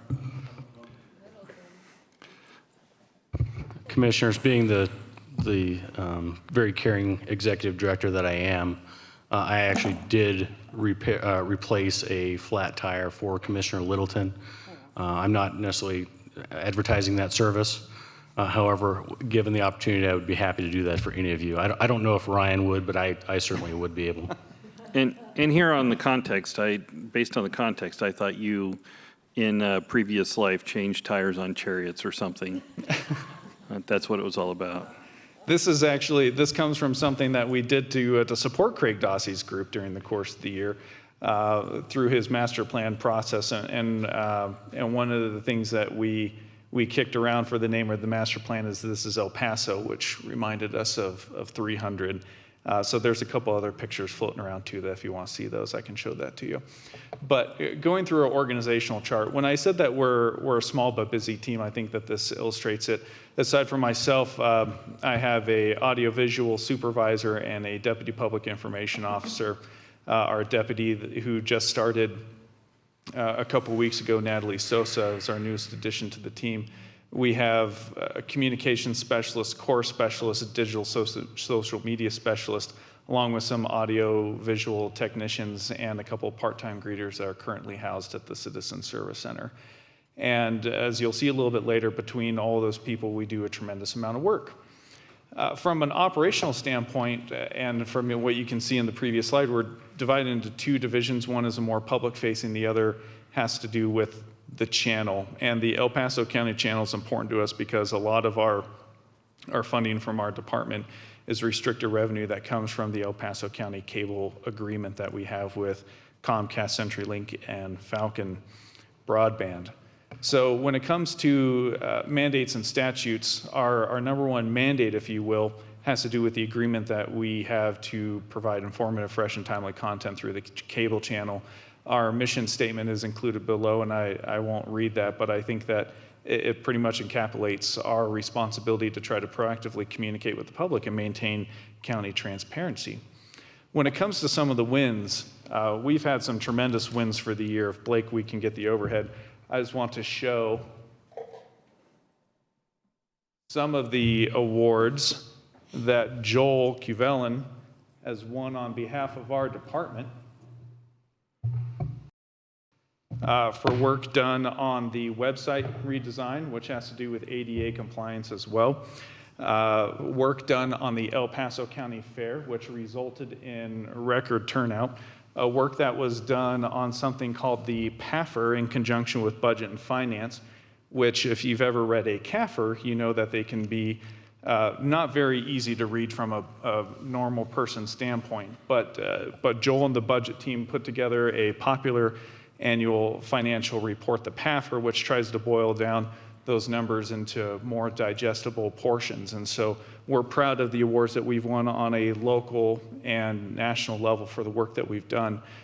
During the last year, we've also invested in new equipment, which also increases the product quality that we have from our department, but also increases efficiency as well.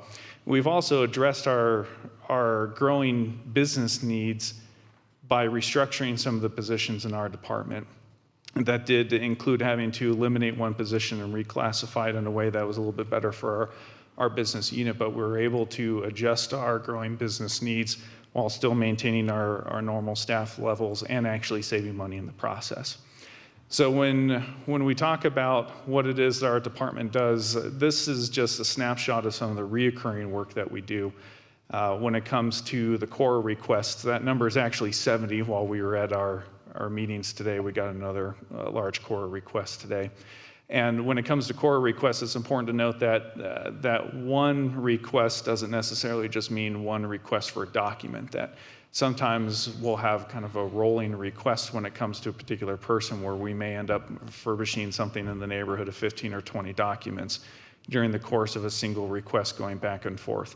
But a lot of press releases, the daily articles, proclamations, social media posts, meetings supported, which is important to note because if you think of any meeting that you go to in a county building where there's a microphone, there's a chance that our staff has supported that meeting in one way or another. And then videos produced, 143 videos produced by 3 or 4 people, depending on the time frame. That's a tremendous amount of work. And some of those videos are long, some of them are short, but all of them are critical for both our social media, our website, our channel, and our YouTube channel. And then if we just were to isolate any one of these and take a look at the impact, like for instance, social media, 3,500 social media posts, but if you look at the number of people that we catch as a passing glance, if you will, versus a really deep interaction, we are talking to either over 1 million people or hundreds of thousands of people at any given course of the year, which is important because as we talk about some of the challenges that we face, being able to directly communicate with the public is beneficial for the county in a lot of different ways. But speaking of challenges, when it comes to our department, one of the big challenges that we have is the declining revenue from our cable channel agreements. And there's 2 things that feed into that. One is the millennial movement of cord cutting and that less people are utilizing cable, so therefore the revenues go down. But also this year, the FCC passed a new regulation which may allow cable providers to offset some of the services that they provide to the county. It's unknown how that will impact that, but at some point, I think that there will be an ask to move some of the personnel that are funded from the restricted fund from being funded from the restricted fund to being funded from the general fund so we can still maintain some of the staff levels and still provide the service. I'd say that another challenge that our department has to do with the competing needs of the channel and AV needs. So on the channel front, we have a requirement to create content, but we also have this need to give a lot of audiovisual support for meetings, like any of the trainings that you see in here, these board meetings, things like that. It's the same group of 4 people that are trying to do both, and sometimes that means that one has to be sacrificed over the other. Another major thing that isn't just cable channel specific, but just a change in general and that we're experiencing in society is the way that how the public consumes information is always going to be a challenge for us. When I first started as a public information officer in 2013, the things that we could do then to ensure that we got our message out aren't things that would work today. And so we're always in the process of changing and recalibrating and trying to find a way to communicate directly with the public. It's a challenge, but it's also an opportunity because that gives us the chance to tell our story without having to go through the filters or opinions of anybody else. And then, of course, there's the increased workload as the county profile grows, and as other departments grow, so does our workload as well. But when it comes to opportunities, in 2020, we have a long laundry list of exciting things that we're going to be looking at doing, from the census project to an increased focus on education around transportation, training and developing a new team, but creating original content for the channel that would also work for social media that will increase understanding for what it is that the county does. We've all run into the same issue where you say you work for the county or people mistake the county for the city and they just don't quite know what that means. But there are some things that the county does that only the county does. And finding the right way to showcase that is something that I think that we can do in a way that hasn't been done by our department before. And I look forward to having a couple of examples of that to show you in the near future. Of course, we're going to better organize and plan for future needs. And some of the other projects that you see in the last bullet point there include rebranding and media training. So when it comes to our critical needs or base budget, we have no requests at this time. But again, to reemphasize the point that a significant portion of our revenue comes from the restricted cable TV agreement fees that we collect. And so as that changes, there may be additional requests coming down the line. Aside from that, trying to be fast here because I recognize I'm the last person. Any questions? Any questions for our PIO? Yes, Commissioner Williams. You know, we could have a original building, the Craig Dossey building. I like that idea. Naming rights to our buildings. Never know. I'm in favor. I don't think we would allow that to happen. I'd hate to have to go to the Dossey building. All right, any other questions for our PIO? Seeing none, that concludes item number 10 for the day. Item number 11. Item number 11 is the addendum, and there's no addendum. Item number 12. Executive session, there's not a request for an executive session. We are adjourned.